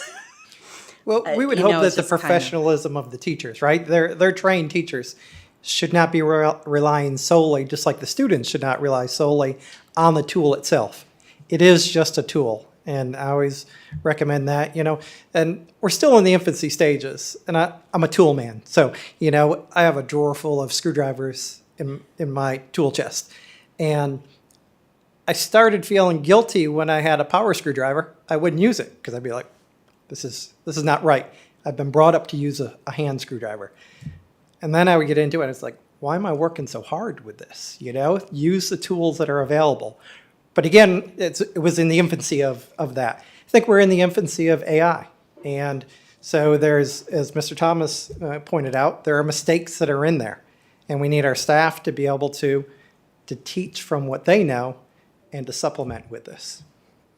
Thank you. Dr. Roundtree? Yeah, there's a lot here. Had some questions for internet and AI and digital safety and digital literacy. When do we start teaching students those? We start at skills? all grade levels, so we expect teachers to actually loop that into their regular instruction, and we do have some pull-out as well, but it is to be timely as they're going through instruction to bring out these things to students. In particular, if you see that a student has done something wrong, you bring that out to the class and say, this is what we don't do, and this is how you can get caught up in these easy tricks on this, And we had the same thing when the internet came out, because you can Control-C, Control-V, right? I could take a whole paragraph of information and present it as my own. Same thing with this. You could just put in a couple words and it brings out information. It's not really your own. Now, personally, I love it. I don't write a letter of recommendation anymore from scratch. I start it and let it do the work, and then I go back and look. And some of it, as you said, being in the infancy, I look at that and I'm like, that is clearly not my writing. Nobody's going to believe that's my writing because it doesn't look like what I've done in the past. But I've also learned that it helps me write too, because then I look at that and say, well, why didn't I write that way? Because they're using some good language in there too. So it's a balance. Yeah, to that point, I have a hard time drawing the lines as to what is inappropriate use of AI and what's appropriate use of AI. So when we were in the 90s and you were writing a paper, you wrote it in Word, it's checked all the spelling for you. You didn't have any spelling errors. If you write a rough draft, you take that rough draft, you stick it in ChatGPT, you say, clean up this rough draft, you get it out, and then you read through it and edit it and produce a final draft from that second copy that ChatGPT produced. I don't know. What is that? Is that ethical use of AI? Is that not ethical use of AI? I struggle with that myself, being a technology person, because on one hand, it's looked at as you're cheating. On the other hand, you're resourceful. You're using the resources. I was a technology education teacher, and part of our definition was using the tools and resources that are available to you to advance yourself. And not leveraging those, sometimes I would question. So again, it is one of those that you would have to go back and forth on, yeah? And then the question of AI-generated textbooks, I think somebody had brought it up to me before. It may have been Ms. Purcell that brought it up. That's a really scary idea that textbooks are being generated with AI, because textbooks that aren't generated with AI from my day in the late 90s and the early 2000s, they had errors in them with people actually going and writing it down. And I assume that those people that were putting those books together were the same level of meticulous as I was when I'm putting together something that I'm planning to present to people. I want it to be right. When I present something, much like last week when I was presenting to the Board of Supervisors, I write it down, I read it, I have dyslexia, I present it poorly because of reading it from a paper. I present much better when I'm not reading from a page due to the disability with dyslexia. But I do it because I want to make sure that what I am presenting is correct, even though the presentation is not how I would want it. And the idea that we have books that have large sections that somebody's being generated through AI, and then an editor's maybe checking, I understand teachers are professionals. They've been taught. At some point in time, teachers are taught from books that have AI-generated material that's incorrect, and then they are utilizing the same books that are incorrect, and we actually start getting false information into our educational system. So I would encourage us and all school systems to heavily lean on textbook producers to have real people at least checking it, and I would prefer that it not be generated via AI, that they have real people generating the textbooks and the information that's in the textbooks and then checking it based on sources that can be cited with some reliability. So that's all my questions for today. But thank you for the edits to this. I'm one with Appreciate that too. You know, electronic textbooks has been, but when you talk about being in the 90s, you know, I was even before that. But so, you know, when I had a textbook, we used the same textbook for 10 years. It had the same error in it for 10 years, right? Because Yep. it was a printed textbook. You didn't redo it. One of the positives, I'd like to be a positive, is that when you do an electronic textbook, you can correct those errors so that they don't stay in place for the next decade or until you buy a textbook. So on the plus Electronic's side, okay, just right. the generated without somebody checking all of the factual information in the Right. book is the question. Because editors, the people that write books are experts in the field. Editors are not necessarily experts in the field. So when those textbooks are being produced with AI, and then you have editors that are not experts in the field editing the book with no expert ever looking at the book, that's not a reliable text. So. Great. Yep. Ms. Franklin, did I start with you? Oh, let's try it.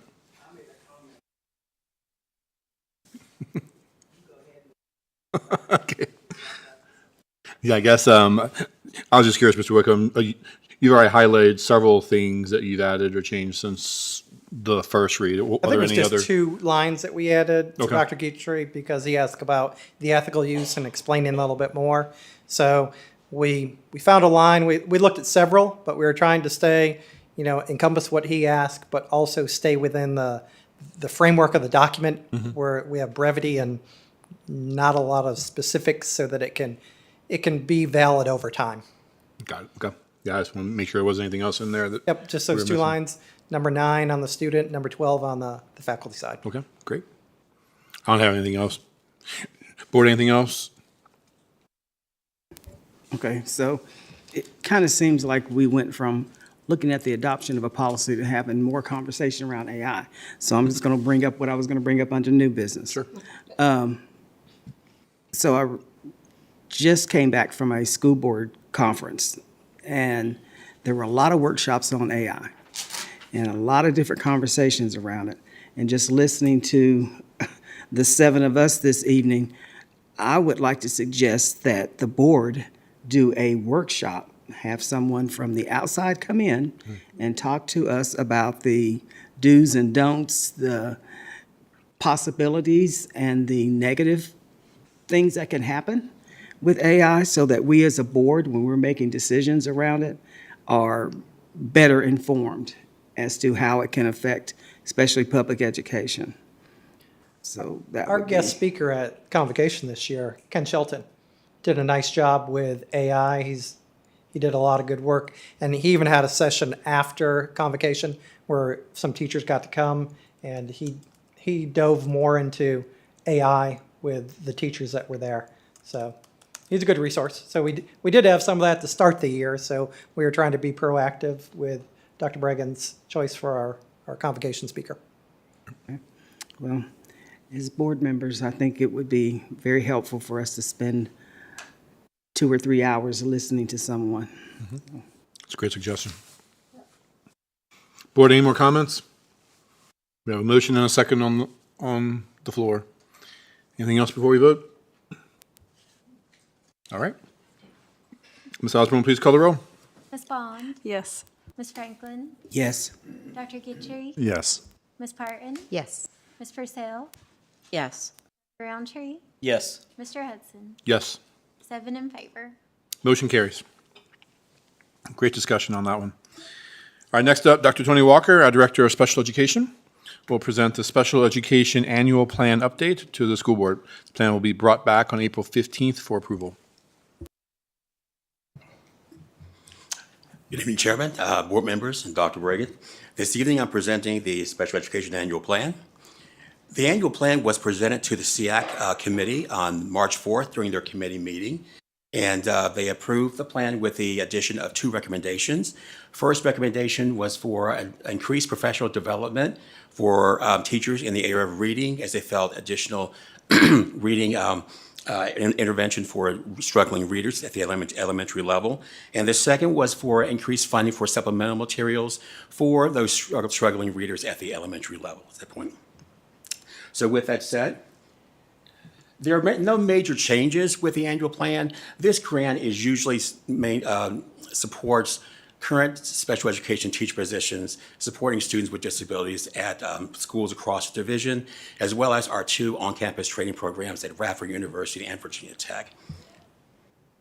The 25-26 grant allocation funding amounts have not been released yet. They'll be released around June in preparation for the July fiscal school year. That's when we'll find out for the final allocations that we'll receive based on our December 1 child count of December 1st, 2024. Again, the grant application includes the 24-25 grant allocation amount. We always base it on the previous school year, as that current allocation won't be out until later on this school year. It has 2 funding streams that serve students 2 through ages 22, which is 611, which is $2.4 million. Funding stream 619, which is preschool only at $59,812. This slide shows a comparison of the previous school year versus the current school year's allocation. We did have an adjustment. The DOE did do an adjustment for all school divisions, and that was based off the funding coming from the federal level to the state level. At the federal level, funds are either increased or decreased, and so when the state gets it, they get what they get, and then they look to distribute that amongst other school divisions. And so we did have an increase of 63 students based on our December 1st, 24 child count. So we do look for an amount that is at or slightly above the 23-24 school division coming this June, going into the July school year. Grant allocation totals of 611, again, as I mentioned previously, is a little over $2.4 million. That mainly covers 22 special education teachers, 40 full-time special education paraprofessional positions, both in the school divisions and at Radford University and at Virginia Tech. Also, we're looking at $100,000 for various contracting services, and those services definitely have increased over the past year as well. This slide shows the set-aside amount that's determined by the state, and they do an allocation, and they'll send that to us through the Dropbox, and then we get that, and we are to apply that, and we have to set aside a certain amount based on what they determine. And this is mainly for parentally placed students in private schools within the school division. And so currently we have 24 K through 12 parentally placed private school students at the K through 12 level. And so based on that, $76,969.27 are set aside for the entire year. And that's for any parent or a school personnel at a private school may refer a child that attends their school if they feel that child may have a disability area that impacts their academic learning. And so what we usually do is we will have the nearest elementary school or that's closest to that private school, and they will take the child study meeting. $16,793 is for these are for current division initiatives that are ongoing within the school division. Here's that smaller grant that I just mentioned, that 619 preschool only grant, and that usually supports 2 paraprofessionals. And again, that set aside amount for, we have 1 preschooler who is at parentally placed. And so for that preschooler, $1,798 are set aside for that individual. And so, but once the set aside money is, if it's not spent by the end of the school year, that rolls over into other areas that we can allocate. $9,138.99. Again, that's for materials for preschool curriculum and supplies. And with that said, that ends the presentation. Mainly update on costs and numbers of costs and for materials, supplies, and for staff funding. At this point in time, I'll take any questions from the board in reference to the annual plan. Thank you, Dr. Walker. Any questions, board? Sure. Thank you for the presentation. For the Part B and the pass-through 611,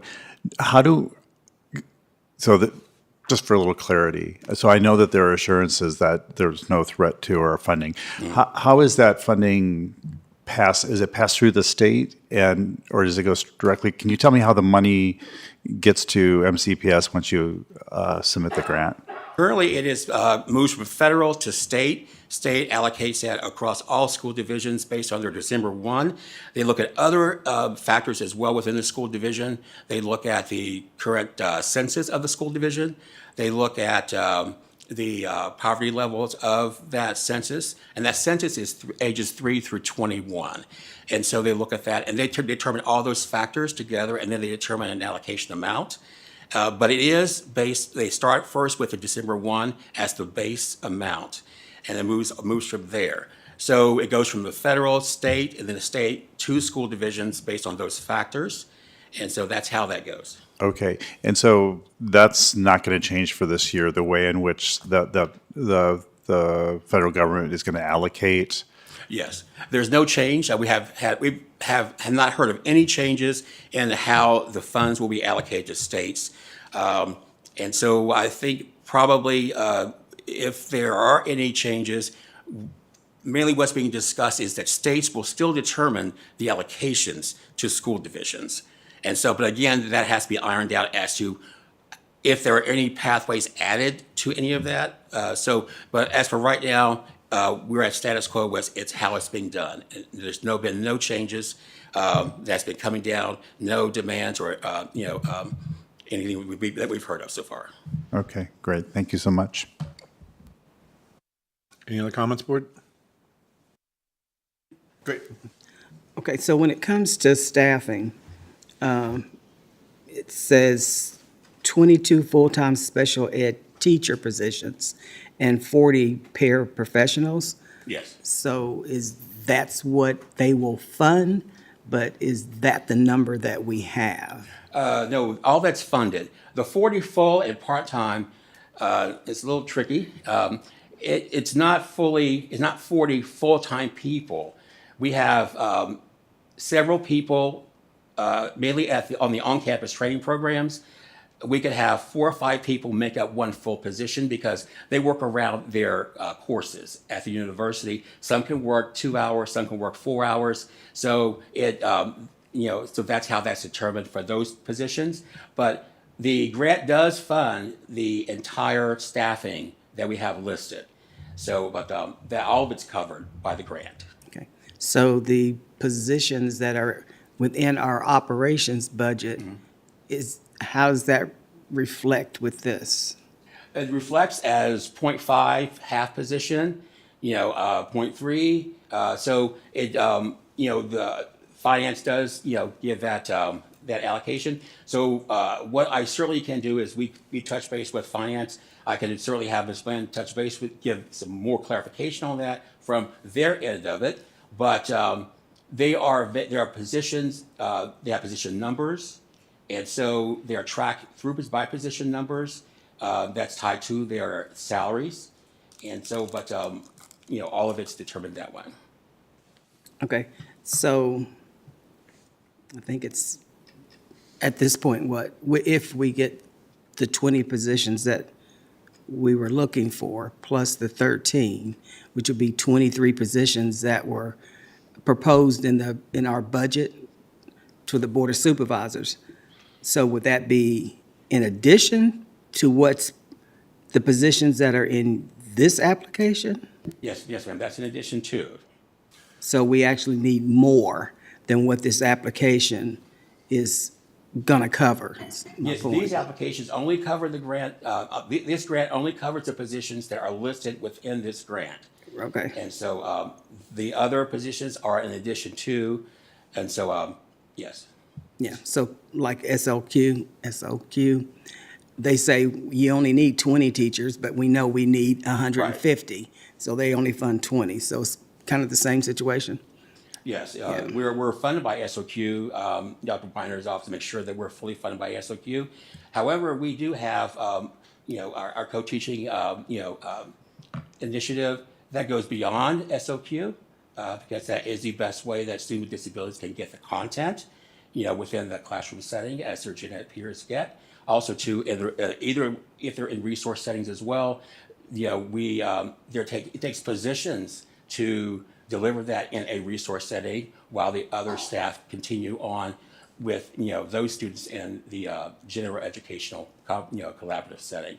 So the positions are the increase in positions are definitely needed in order for us to be creative, thinking out of the box, making sure that we're doing something different, not as the same as we've done previously, and keeping the students in mind and the overall achievement in mind. Our directive has been to move the needle, and so that's what we're trying to do. Right. Dr. Walker, how many special ed teachers do we have approximately? We have about 124. Okay. Percent. So this grant funds a small portion of that amount? Yes, it funds a small And that's portion. always it has never come close to funding the full need? No. Okay. No. Thank you. I just wanted to make that point in case someone said, why you're asking for all these spec ed positions when you have a grant that's going to pay for it. It's like the state. We're going to pay for this many, but we're not going to pay for all this. Correct. So it That's has to correct. come from the. That's right. Any other questions, board? Yeah, so I think it is just a good point that it is not. I was gonna say it's not a large portion of our spec ed staff, but it is a large portion of our spec ed staff. It's a 20%. That's big. So it's important for the community to know and everybody that funds us. We piecemeal this together because we get funding from the state, we get funding from the county, we get funding from the federal government. We have to apply for additional grants to get one piece of funding such as this. So it's a lot of work on the administration to make sure that we have all of these pieces of funding that come together to fund our entire school district. So thank you for putting the grant together, and I hopefully we'll continue getting the funding from the state and federal government. Ms. Brazell? Thank you so much, Dr. Walker. I had a question that kind of was more from when I was reading the application than from this overview. Sure. But can you just tell me a little bit about how you go about the child find, especially at preschool age in the community? Again, just so that people understand that we're really trying to make sure that the kids who need services can start getting them as soon as possible. Yes, any parent, any private school, or any school personnel can refer a student that they feel that may have a disability that impacts their educational learning. And so then that's immediately, we have 10 days to act, and that's by federal. We have 10 days to act to make sure that we hold that meeting. And so we bring the information is brought forward, data is brought forward from either the school setting, if it's a school referral, parent may bring information that they have to the meeting, and so then a committee is established, and it's determined at that meeting based upon the information that's on the table, whether or not that the committee feels that should that child be evaluated, because based upon all that information. And so once it's determined that child's evaluated, then that's when the timeline begins to start selecting components of what selected components we need to look at, whether it be educational, speech and language, vision, whether it be psychological, and a social history. And then all that's determined, completed over a certain period of time, usually 65-day timeline, but doesn't mean it'll take 65 days. But then after that, an eligibility is determined, and then we look at determining whether, based upon the information, the assessments that's brought back and discussed and reviewed, and any other information the parent may want to bring forward, if they may have outside diagnoses or outside medical information, they will bring that as part of the eligibility information. All of it's discussed, discovered, and reviewed, and then we determine, based on state criteria sheets that help guide us through the process, determine whether or not there is a specific disability, and then determines which category of disability the student may fall under based upon the information.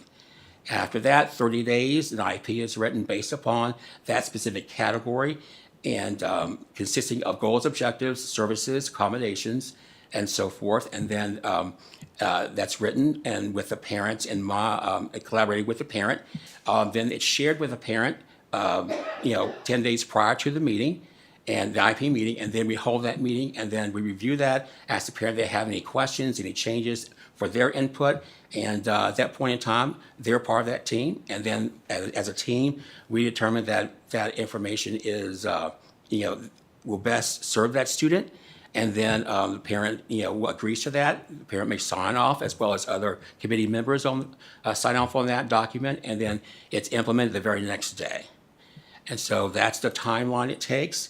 And but we do, we accept anything that's brought forward by the parent.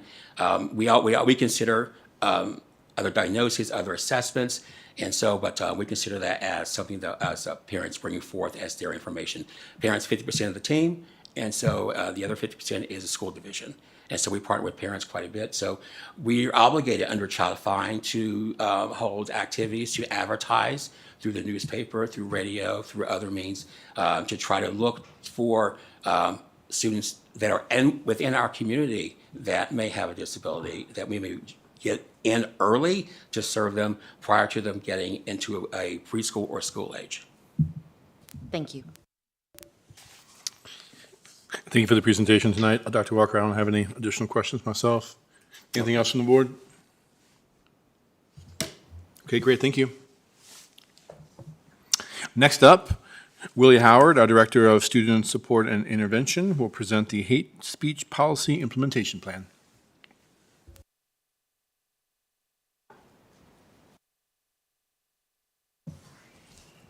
Good evening, Chair Hudson, School Board, Dr. Bragan. I appreciate the opportunity to provide an update on the implementation of our division hate speech policy, which was approved on January 21st, 2025. This policy reflects our division's commitment to fostering safe, inclusive, and respectful learning environments for all students and staff. Our implementation process has been structured into 3 key phases. Phase 1, planning and policy development. The objective, establish a foundation for successful policy implementation. Phase 2, awareness and education. The objective, provide ongoing education and training for students, staff, and parents. Phase 3, monitoring and sustainability. The objective, ensure effective implementation and response to strategies.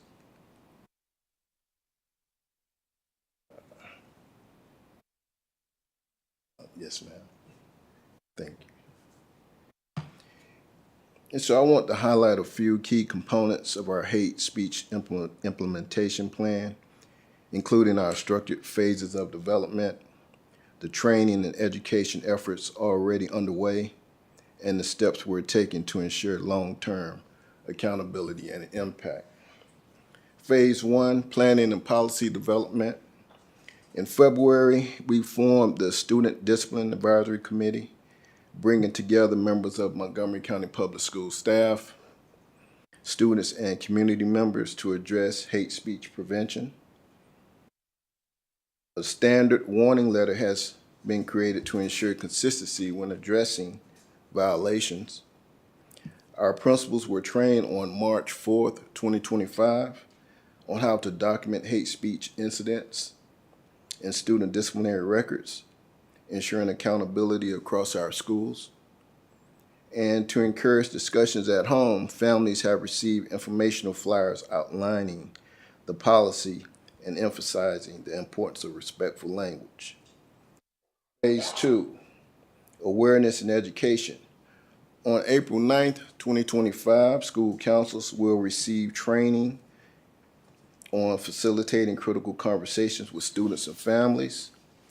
This summer, administrators will participate in professional development to reinforce their understanding of the policy and its role.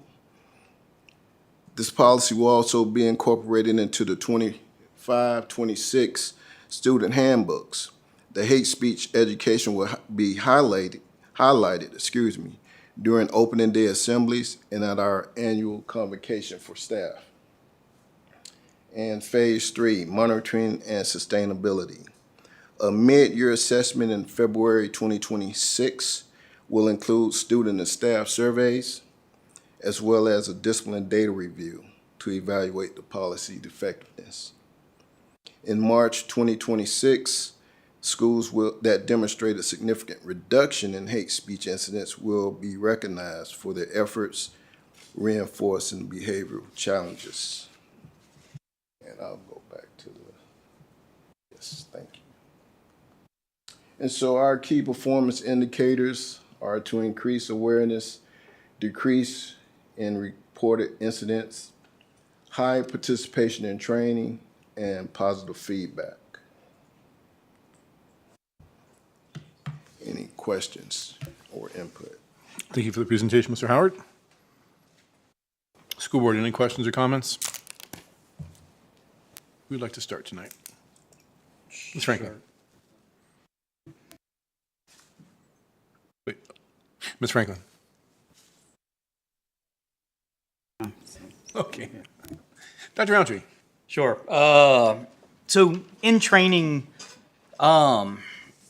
is there some focus on teaching or training teachers why it's important to act and be vigilant quickly, and also what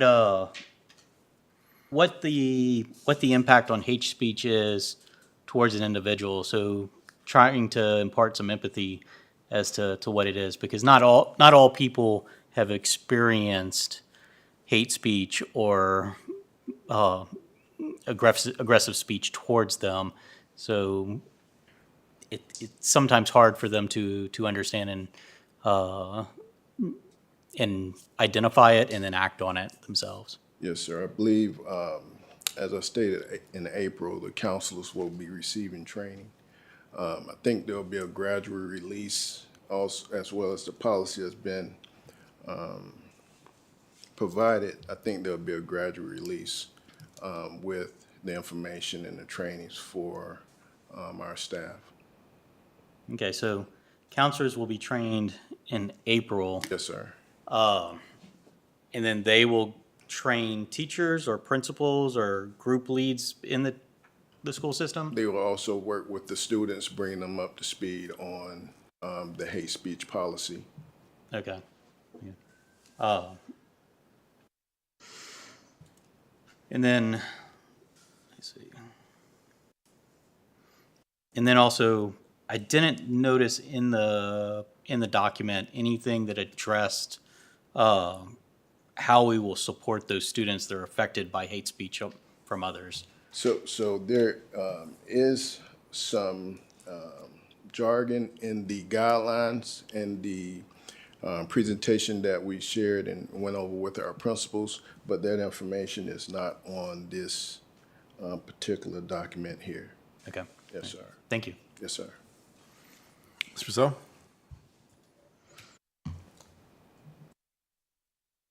Yes, ma'am. Thank you, Mike Laura, sorry. Thank you so much, Mr. Howard. Yes, ma'am. So just a quick question about data collection. Like how are you going to code these violations in the discipline matrix, and how specific will some of that information be? Let's say, for example, a Jewish student moves into a community where they are the only one in their classroom, and there's maybe a lot of things directed at that kid, like how might that be recorded in In our in initial this?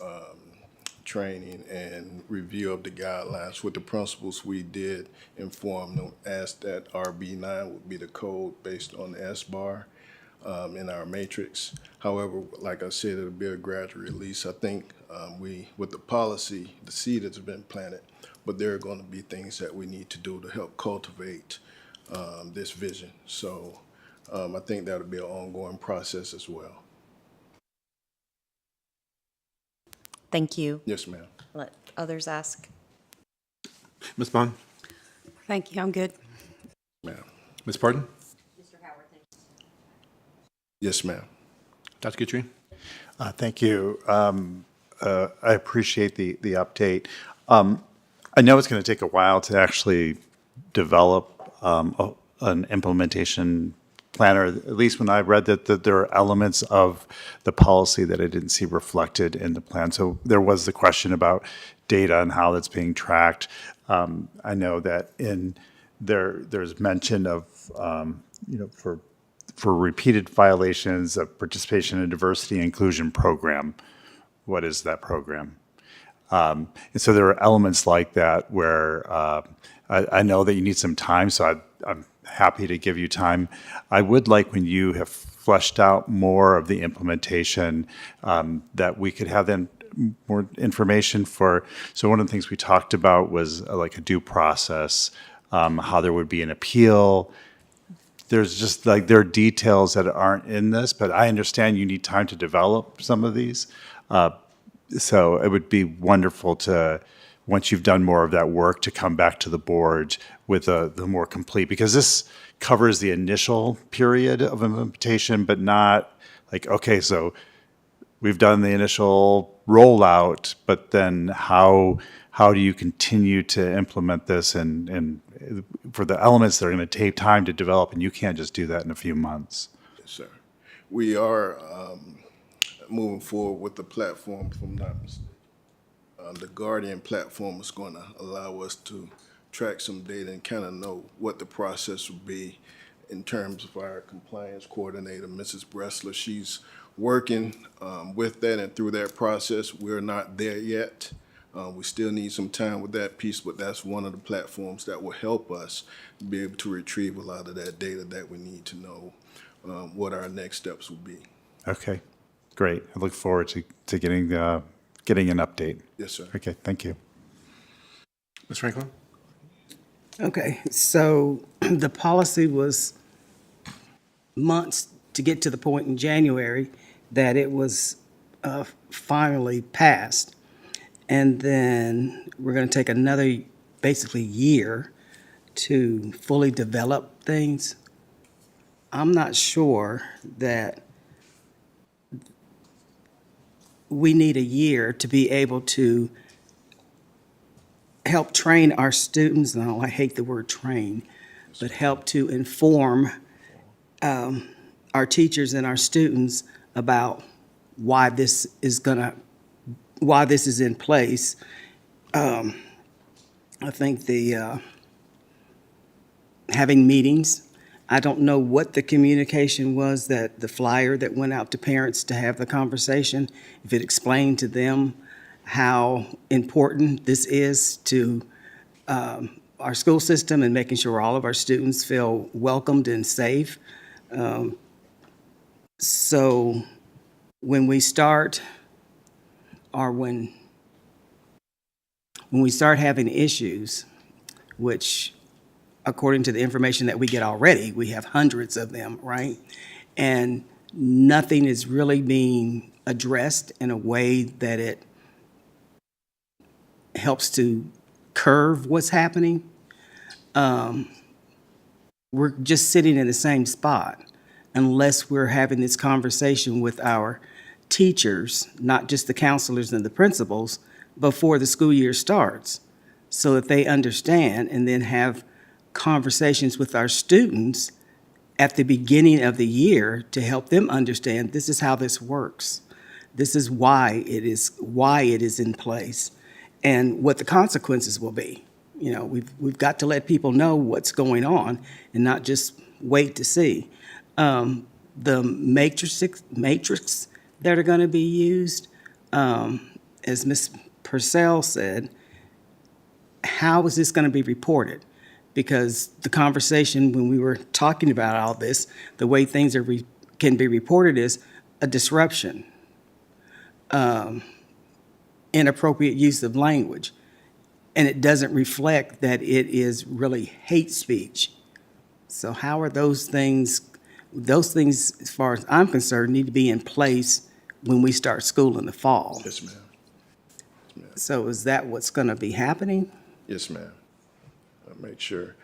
Question, or I need to add, I'm not sure if the board received the presentation that we reviewed with the principals, Dr. Bragan. I think it may be a good idea if they have not to be able to see what guidelines that we did cover, the warning letter, the steps that were taken, just so that, I'm not sure if that was shared, just so they'll have that information. Yeah, we could share that with the school board. That was not shared. The presentation that was presented to the principals. Principals doing Yep. it? Okay. It's a great idea. Okay. So again, a big concern for me is our teachers and our students Being informed. being informed about this and given the tools, especially teachers, how to deal with this, because it can be very uncomfortable. And if for many years, you've just kind of, well, we'll just ignore it or explain it away, that's not what we're doing anymore, and how they adjust to that and why. That is key to this. Go ahead. I was going to share the Student Discipline Advisory Committee would also be helping with that process and help develop next steps. But we're delayed with some of the days that we were out during February. So that somewhat is in the timeline, but we had not really got that going the way I would like to see it going, to get that input from community members, staff, and those that are, even students that are part of that committee. Just a heads up. Okay. So with the school committees and students that were involved, my thing just went away here. And it said leadership in the building. My screen just went away. How were students selected to be a part of the committee? So with the Student Advisory Committee, I want to say late November, December, there was a Google form shared out with principals through the update to share with their school communities for those staff members, students, community members that would like to participate. In hearing some of the conversation early on with me being here on, I guess, the makeup of those committees, I did have quite a few staff members that were also parents. I had maybe 2 or 3 students that signed up to want to participate, but we also had maybe more participation, say, from Christiansburg wanting to participate, as opposed to then maybe the Charlottesville area. And so just balancing those numbers and making sure that that team was equitable, if I can say, and based upon the makeup, that those percentages that I think are required to have an advisory committee. Okay, so. Not sure if I answered your question, Ms. Well, no, I wanted to give you think that I may have misunderstood. I thought it was a school-based committees, but it's a overall district Yes, ma'am. advisory committee.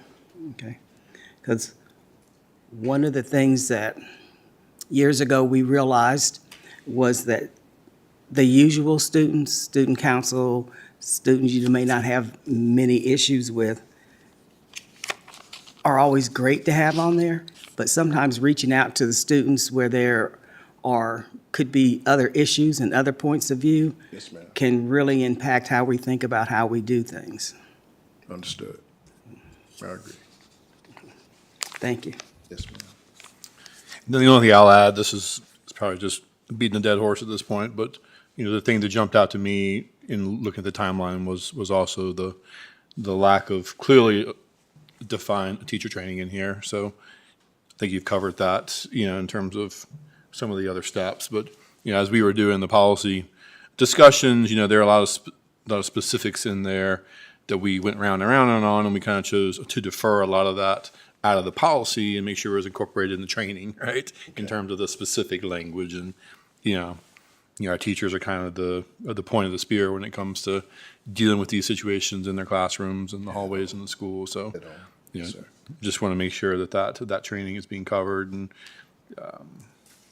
kind of setting them up in order to implement this policy that we're all in support of here. So, okay. Any other comments, board? Yep. Okay, so with the policy being adopted in January and without a full understanding from everyone in our school community and probably community too, has there been any kind of action taken with students related to hate speech? I'm not 150% sure. I don't want to say no. I don't want to say after the training that we provided with principals, I don't want to say there wasn't any schools that went back and spearheaded any information or steps to begin to implement that policy within their schools. I don't have any data that shows who's done what, where we are with that piece, but I can work on that. Okay, so again, that goes back to how things are reported. If it's reported as hate speech and there's defined as what is hate speech when they put that in to the system, then we have a better idea of what's actually happening related to the policy. Yes, ma'am. Thank you. Any other comments, board?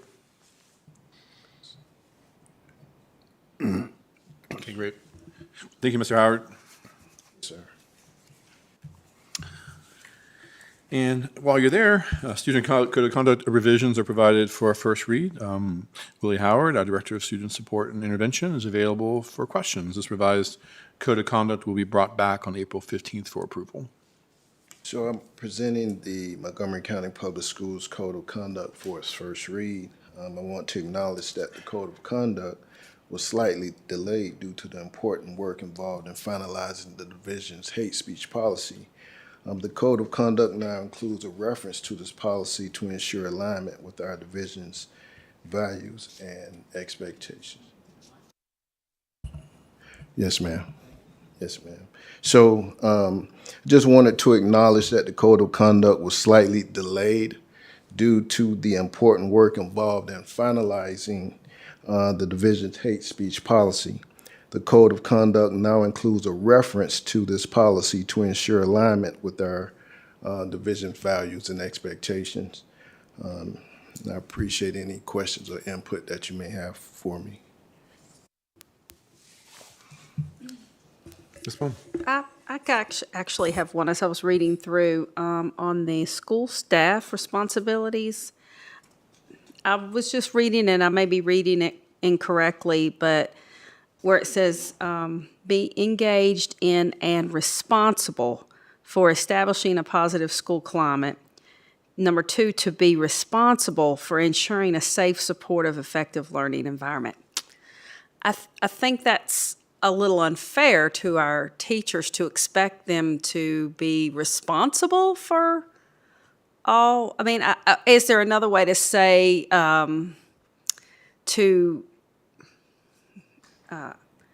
what word am I looking for? Am I making any sense there? And am I reading it wrong? What page is that?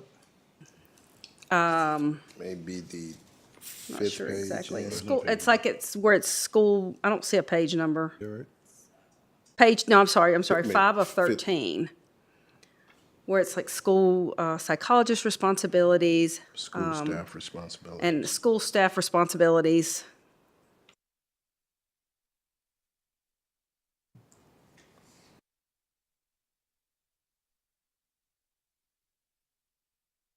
I guess I think it would be hard for anybody to ensure safety at all times.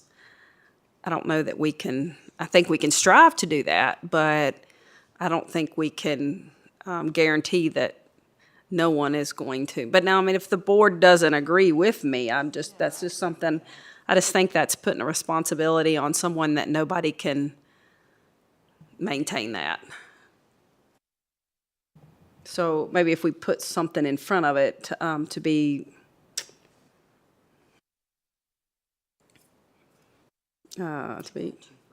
yeah, or to be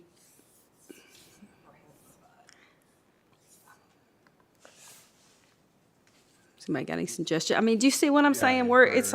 It's kind of like you saying, hey, it's my responsibility that the board meetings are going to be safe. Well, you can't ensure that at all times. That doesn't mean you're not going to strive to have these board meetings as safe as possible, and we're going to take every measure we can, but to hold that responsibility, and that's what it's saying here. So.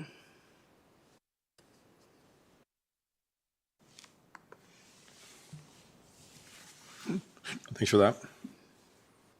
Go around. Oh, change the order up. Ms. Purcell. Oh, boy.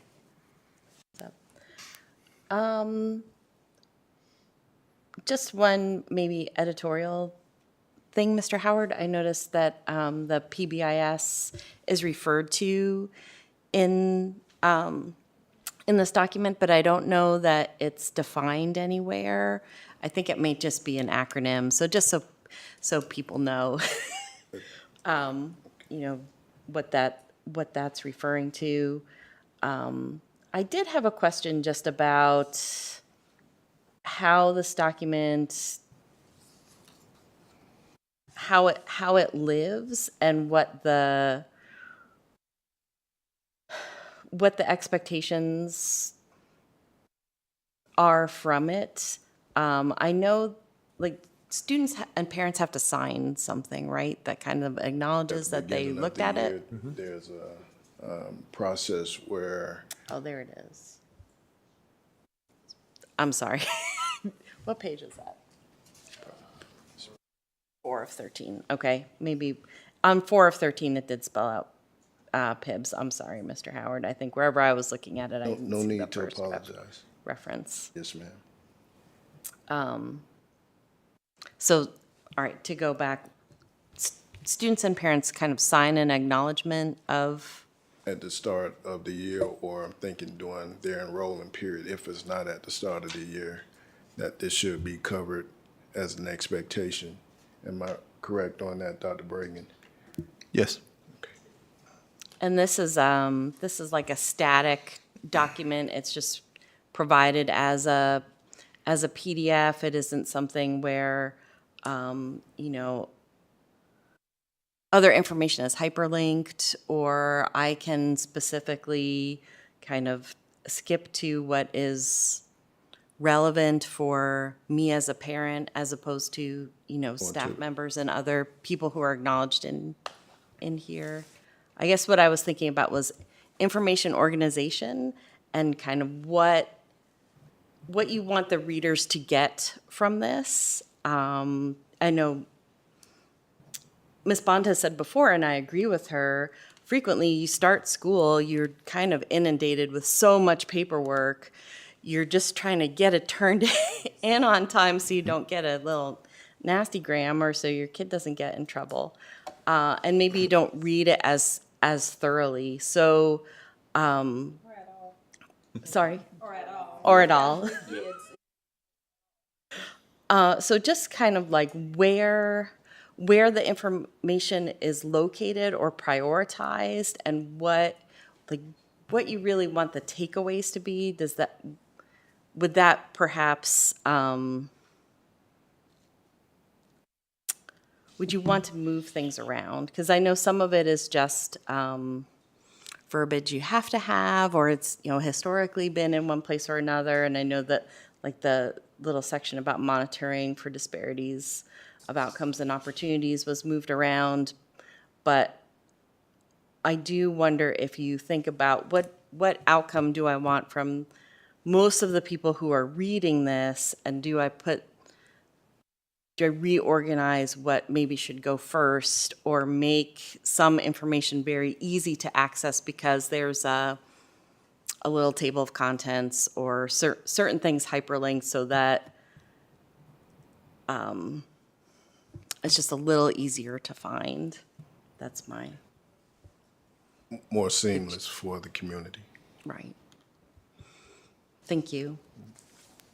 It'd be nice to have like a little video or PowerPoint or something that's just kind of the highlights that everybody can digest, and whether you read it or not, you can kind of get the gist of it, right? But if I'm understanding. Oh, sorry. Does ammunition kind of fall within the weapons policy? I think we had it.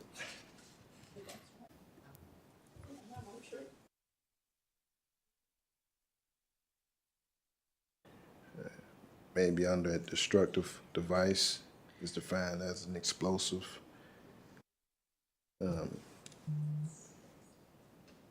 That paragraph there. Yeah. Do you want to?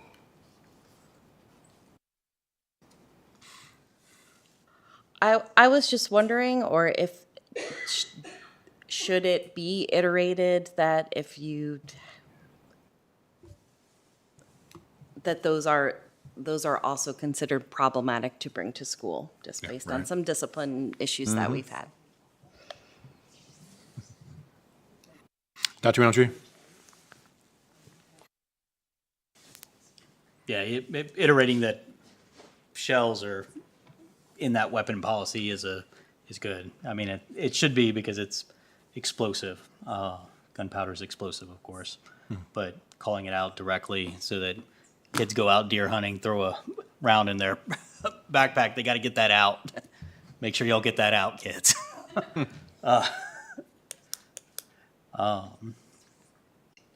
Yeah, so thanks for the edits, and I think it looks good. I'm reading over that part that Ms. Bond called out. I'm not seeing good wording to. Let's see, trying to go back to it. Oh, page numbers. Yeah, also. That'd be helpful. Page numbers on all documents and all presentations moving forward, please. Huh? It's 5 of 13. Are they Other school staff responsibilities. only when you scroll at the PDF, Yeah. but not at the top or right or left? It's on, anyway. Yeah, I mean, we want our teachers to be responsible for ensuring a safe, supportive, effective learning environment. Now, is it always achievable all the time? I don't think so, but I don't know that the statement's saying that it has to, that it is going to be achievable, but they are responsible for ensuring it. All right, but we can argue semantics. Yeah. Ms. Franklin? Okay, so that refers to other staff, not the teachers, because the teachers' responsibility are on page 3, I think, of 14, right? So with that, the number 1 under teachers' responsibilities to teach and model in the classroom behavior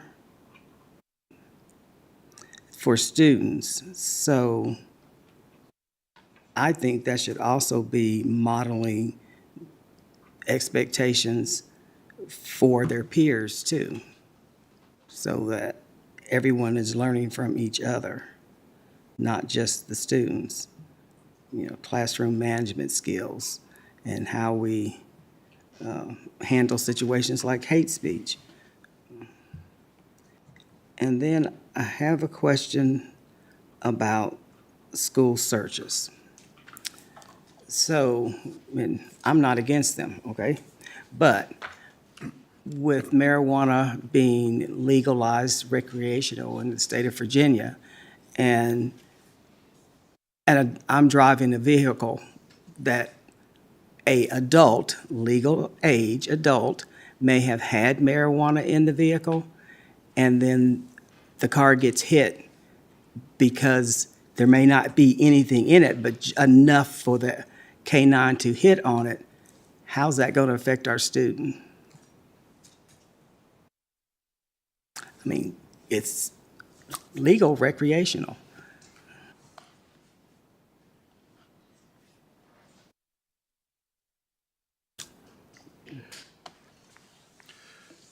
That's a hypothetical, would have to work out that situation, but I do believe, even though it's permitted recreation, it's not permitted for students on school grounds or for anyone under 18. So even though it wasn't theirs, it's like if somebody brought a weapon into school or a knife that wasn't theirs, but they brought it in and it was in their car, they're responsible. Right. So As it is now, right? Right. And I'm saying if it's in there, it's in there. We've dealt with situations where the grown-ups had whatever, and then the kid has the car and they get hit. But if there is nothing there but enough for the K-9 to hit on the vehicle, Oh, here it is. how do we deal with that?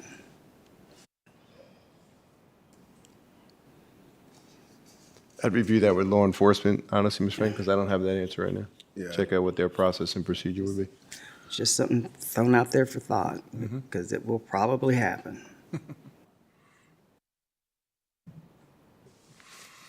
Dr. Guthrie? Thank you very much. Just a couple of really quick questions. I just looked at the revisions, not the whole document. There's just a couple of things around cell phones. There's some like just typos in here that I would clean up. There's like a missing space on 7, part of it's not underlined, just small details. But what I wanted to actually ask you, it's on page, there's not a page number, but the page was search and seizure. When there's some extra language added to long-term suspension, it's the top of the page, number 15, recommendations of long-term suspension, 11 to 45 days, unless certain circumstances apply. I think we need to list what those circumstances are, because it's too vague. And as you know, the Code of Virginia is very specific about what would warrant long-term suspension, because, you know, it could be applied broader than necessary. The two other really quick questions. One about the search and seizure. I can't say that.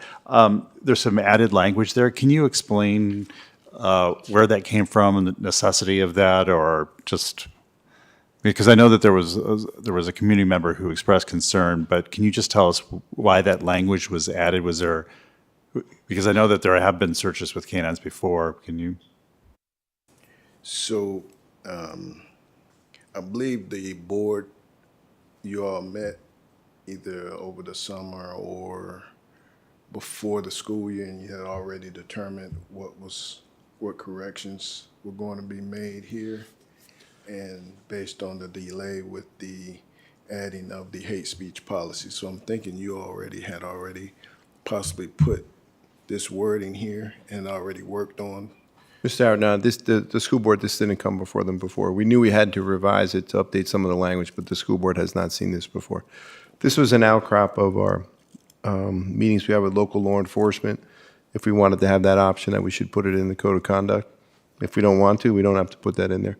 You know, the idea was that they do have canine units, and if we wanted to use them to possibly check parking lots and school facilities, we could do that. So that was the impetus to put it in there. It is new language, though. Okay.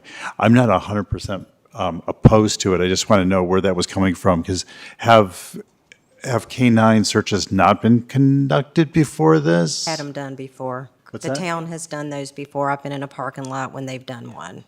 So it's not new. Uh-huh.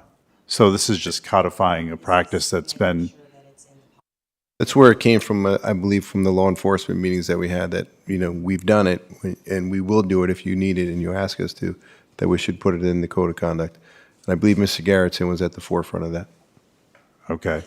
I don't know what anybody else thinks about that, but I just wanted a little bit of an explanation. And then why just out of curiosity, was that list removed below it? Just for information, for law enforcement may be contacted in the event of, but not limited to. Is it just unnecessary language, or is there a reason for removing it? I'm thinking it was because it was redundant. Okay. Maybe unnecessary, yes, sir. That's fine.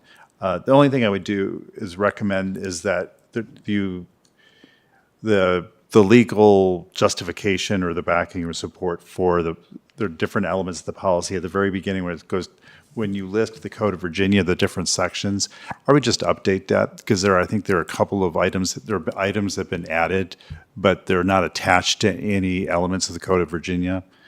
So even with the search I was looking up, there's a provision in the code for student searches, and it's not mentioned there. I mean, it's a small detail, but I think it's helpful for community members if they have questions about why there are certain practices that we can link our policy back to code as the basis for our policy. So I would just review some of the, particularly I think the cell phone policy, I know that was, we implemented before it was passed by the General Assembly as a new statute. So that's an example I would include if it's not been included here.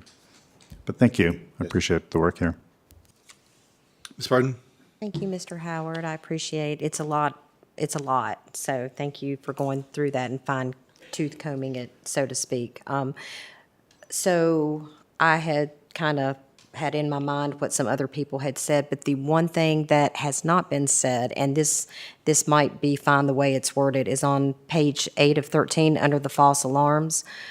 It says setting off false alarms or making bomb threats, and the only reason I'm asking about this one specifically is because at Eastern Montgomery High School not too long ago, we had an issue or some issues with threats being made that have tied up our law enforcement and have come to be not credible.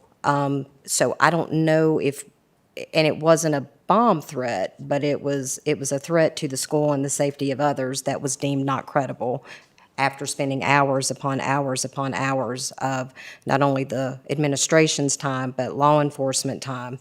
Do we need to be more descriptive under that number, or do we think with what we have there will work?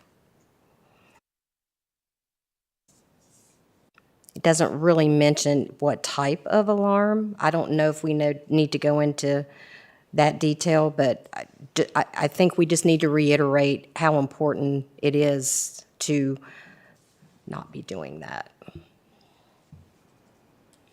We can look into it. Okay. Yes, ma'am. Okay, great. And I'll just add, most of my questions have already been asked here.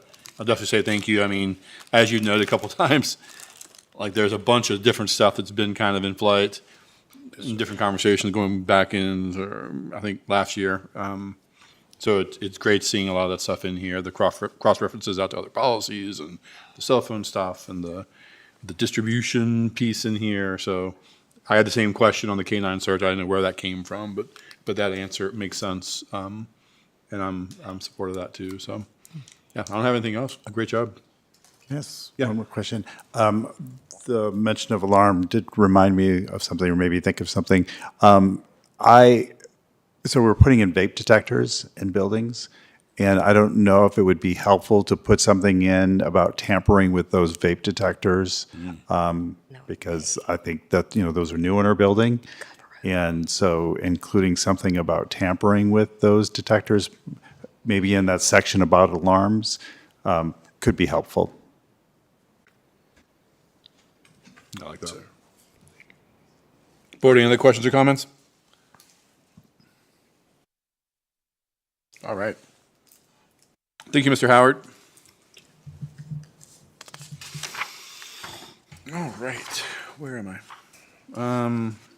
Yep. So next up, Dr. Amanda Widener will present the MCPS staffing update.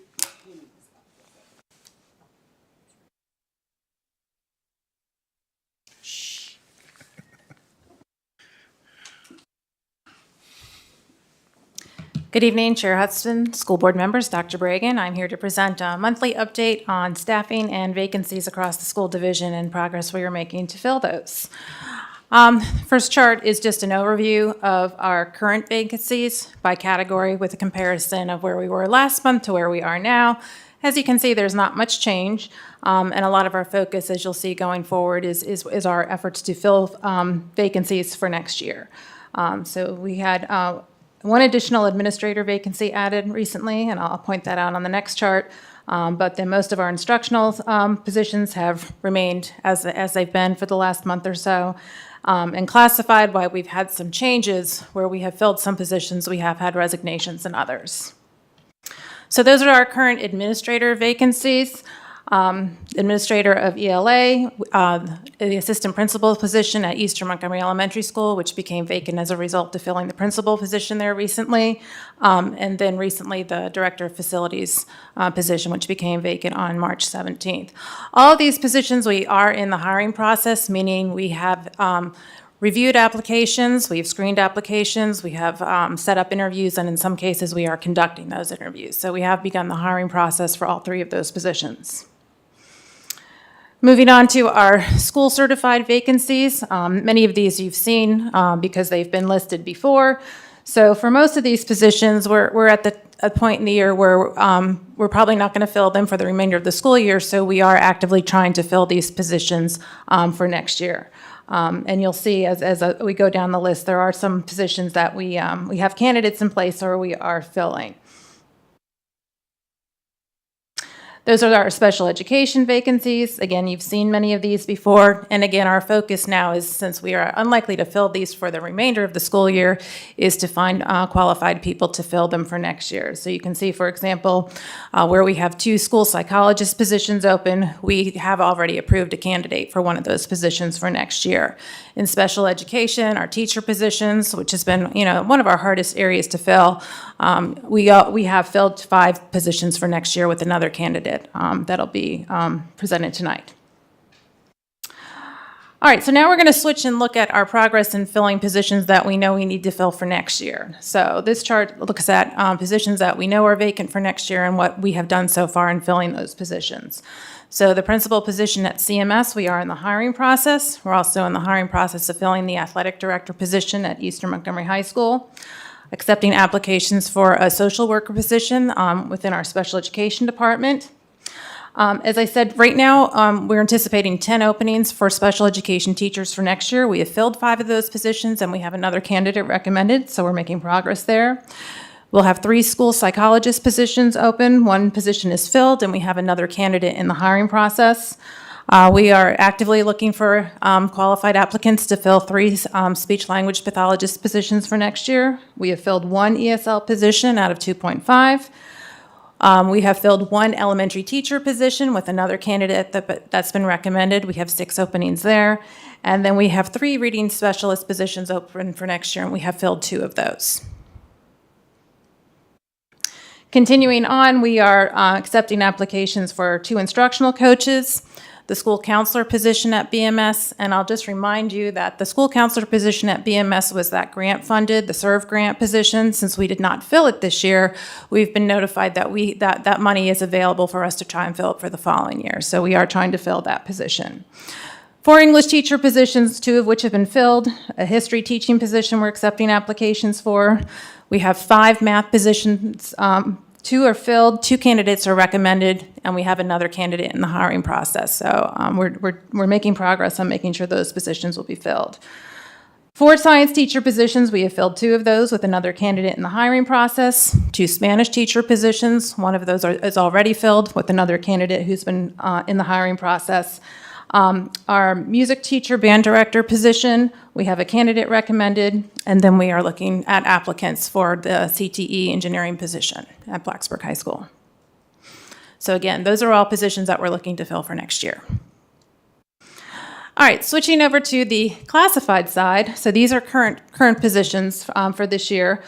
We've made some progress in filling some of our open custodial positions. So we have 4 current openings in the elementary schools, and 2 candidates are recommended. there. And then secondary custodians, where we have 9 vacancies, we do have 4 candidates who are recommended. So we've made some progress filling positions there. We also have a candidate recommended for our open grounds maintenance position. And in facilities, we're still looking to fill HVAC positions, our environmental health and safety manager, and then we currently have 3 open bus driver positions that we're working to fill. And then on the instructional side of classified positions, we have 2 candidates recommended to fill paraprofessional positions. There's 11 positions still open there, 6 lunch recess aides positions, 1 bus aide, an occupational therapist assistant, and a floater nurse. So those are all current positions that we are advertising and seeking to fill. And last but not least, just want to give you an update on our substitute fill rate. We added several new substitutes last month, so we're up to almost 500 active substitutes, and this, I think, has resulted in a higher fill rate in the month of March. The month of March, we had a high fill rate for our teachers, 93%, which is the best we've seen, and we saw a significant uptick in our fill rate for paras with a 51% fill rate, which is an improvement over 45% in the previous month. And then you can see the breakdown by communities. So hopefully our goal is to sustain those rates for the rest of the school year. Thank you, Dr. Widener. Board, any questions or comments? Sure. I can go ahead. Thank you so much. So I just want to ask, I'm hearing still about issues with staffing, custodial staffing at BHS. I know that the company was brought in to clean up, so I'm glad to hear that you've hired, there's some people in the pipeline. Can you address that issue for the community? Because I've just heard about it still being an issue at BHS. In terms of the number of vacancies there? Or, yeah, that there's, particularly at the nighttime, that there aren't that many. Is there any change with the staffing there? So we have, like I said, we have 6 candidates coming tonight to be approved. So I think we've filled some at BHS. We still have vacancies there. And, you know, the staff there works to communicate through the leads and the custodial manager.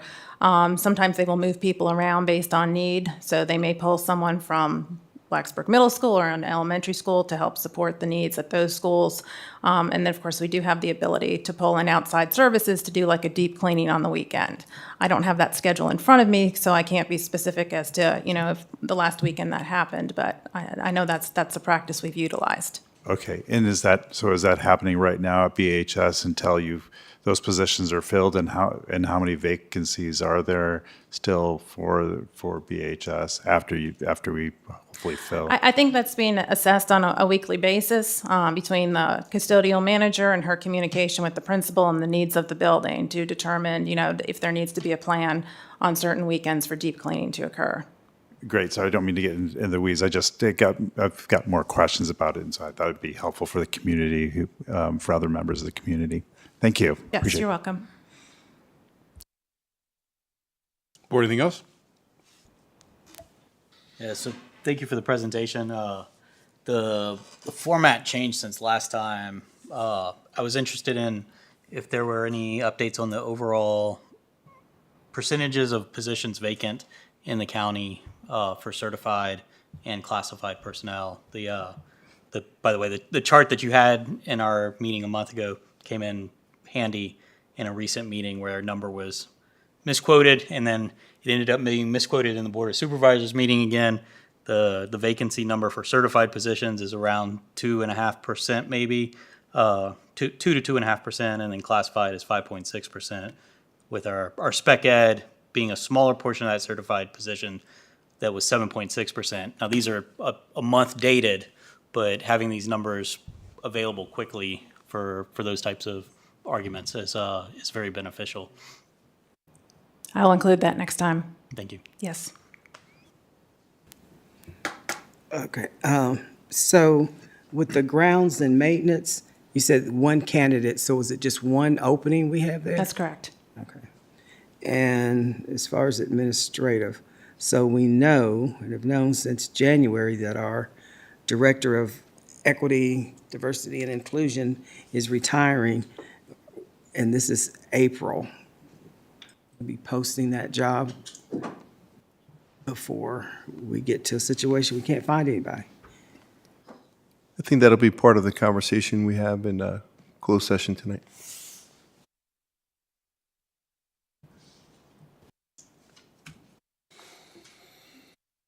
Anything else, Board?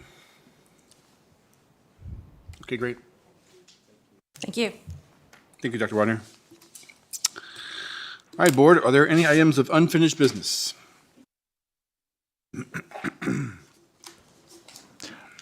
I have a question. So we with the Board of Supervisors and our budget, are we waiting? So I know that they agreed on the 1 cent increase in terms of the advertised. What's the update on how we're going to respond to that? I'm curious. What's the plan now that we know that we have to make some decisions about what we're going to do with our budget? So we still don't know what we have to do with our budget because there's a public hearing on the advertised rate on April 10th. Right. Where they get input from the public. So we really need that 1 cent. They can't go up, but they can go down Right. from their advertised rate. And then on April 21st, they actually vote on it. So at both of those meetings, for those that support our budget, we need them to let the Board of Supervisors continue to know that they will support our budget, and they want them to vote for that 1 cent increase. Right. So one of my reasons for asking is if we were going to wait to have our conversation about the potential impact and how, because it's going to take us some back and forth because we're going to have to make some hard decisions. Or would it be beneficial to start those conversations so that it's clear the kind of decisions we're going to have to make based on what the Board of Supervisors decides? So I understand that there's the process is not complete on the Board of Supervisors side, but at what point do we start to have our conversations? Because we know that we cannot get our full budget. Even if they increase by 1 cent, we've already gotten a number right from the Board of Supervisors. What's the 2.9? Right? So that could, The deficit is 2.9, and what we're asking and what we're getting provided. Right, sorry. 0.7 with the 1 cent tax increase. I didn't assume that, but yes. And I don't want to speak out of turn, but we're assuming that 1%, that 1 cent increase would all go to the school board. I don't make that decision.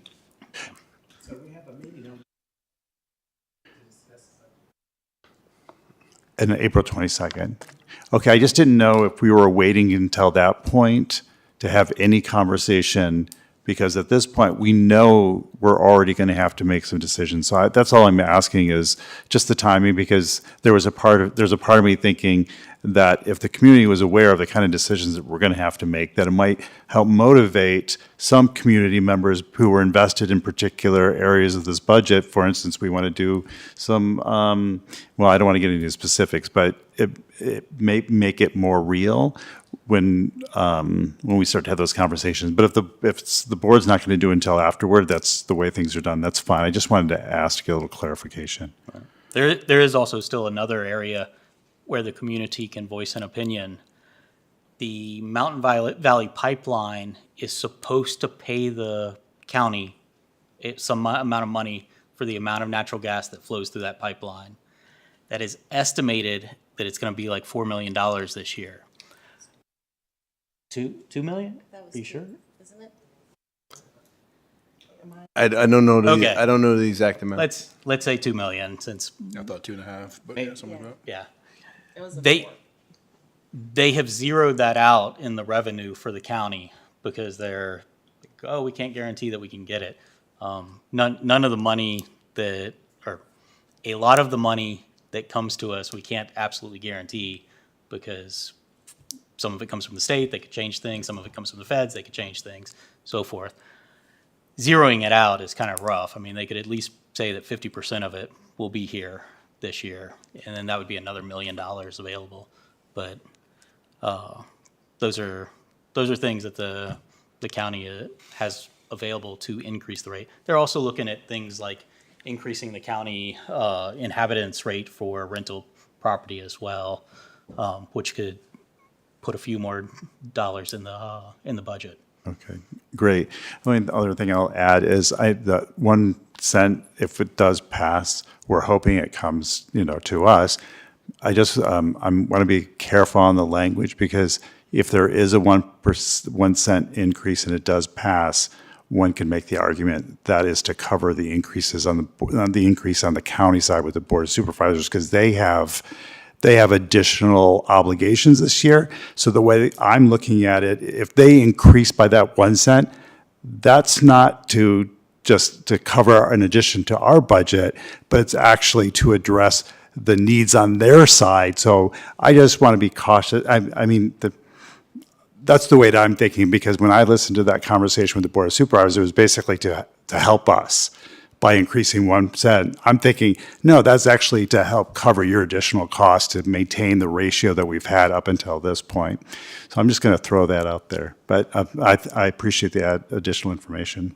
If the school board wants, we have a meeting on the 15th, to put the items that are, part of the increase that we're asking for this year, and with a dollar amount to each one, so at least y'all can look at them. We could do that. And then you would know if it's 2.9 million or if it's 1.7 that we have to reduce. Well, here are the possibilities. And then at least we have that idea. If we want to do that on the 15th meeting, I'd be more than happy to put that together, if that's what the school board wants. That's before the Board of Supervisors votes on that increase, correct? For the hearing. Yeah. So I'll just add to that. It's not just items that we've added to the budget, but the whole budget is wide open as to what may be cut.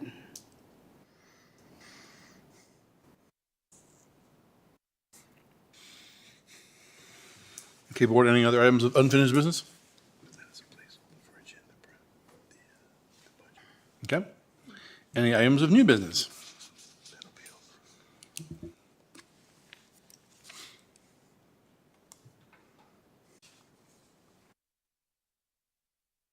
Anything? Derek, your mic's on. I'm sorry, I wasn't sure if that was. Oh. Yep, okay, sorry. He's always ready to pounce. Any announcements or information? I'll just say thank you to Mrs. Knotts and the Sodexo group for hosting the Future Chefs competition. That was a lot of fun. Was it last week? Time is kind of a blur.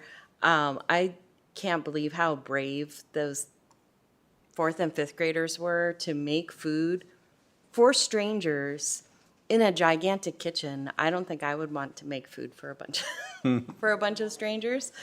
It was all really wonderful and a lot of fun. So I appreciate the effort that went into the event and look forward to more. I'd just like to give kudos to CHS for the Clue Play. It was great, and the meal that the Culinary Arts provided as well. I have always been an extracurricular advocate, and that's everything, not just sports, but our plays, our music programs, because it truly, all of that enhances education. And I personally believe students need all of that in rounding their education. So thanks, it was great. Yeah, I'll add to that. I also was able to attend that effort, and it was truly a full school effort. The food was absolutely delicious. The play was wonderful. I laughed the whole evening, but we had different departments and different classes within the schools helping with sets, helping with design, even computer-generated tools that were used during the play, building trades, right? I mean, it was just listening to them rattle off who had all supported the effort was just wonderful. The whole building was engaged in it. And again, I'll say that the food was delicious.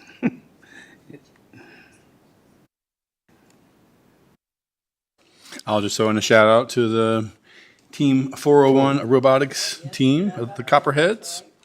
They won a spot to go to the district championship this weekend. They won the Impact Award, which is a very prestigious award across FIRST Robotics, and they're hoping that their performance this weekend will qualify them for nationals. So fingers crossed to them. Good luck. Again, I'm a huge advocate for that program because it includes students across the whole county, right? It's not just one school. They meet in Christiansburg, but pull students from all throughout our county, and that's when they represent MCPS, which is cool. Yes, ma'am. All right, great. Our upcoming school board meetings are in board docs. So we've got a meeting on the 15th. We also have that special budget session scheduled for the 22nd. School board retreat on the 25th and 26th. And other meetings as listed. Do I have a motion to enter into closed session as authorized by Section 2.2-3711 of the Code of Virginia to discuss two personnel matters? So moved. Second. Ms. Purcell and Dr. Roundtree, in discussion? Osborne, please call the roll. Vaughn. Yes. Ms. Franklin. Yes. Dr. Gitcher. Yes. Yes. Dr. Roundtree. Yes. Mr. Hudson. Yes. 7 in favor. Motion carries.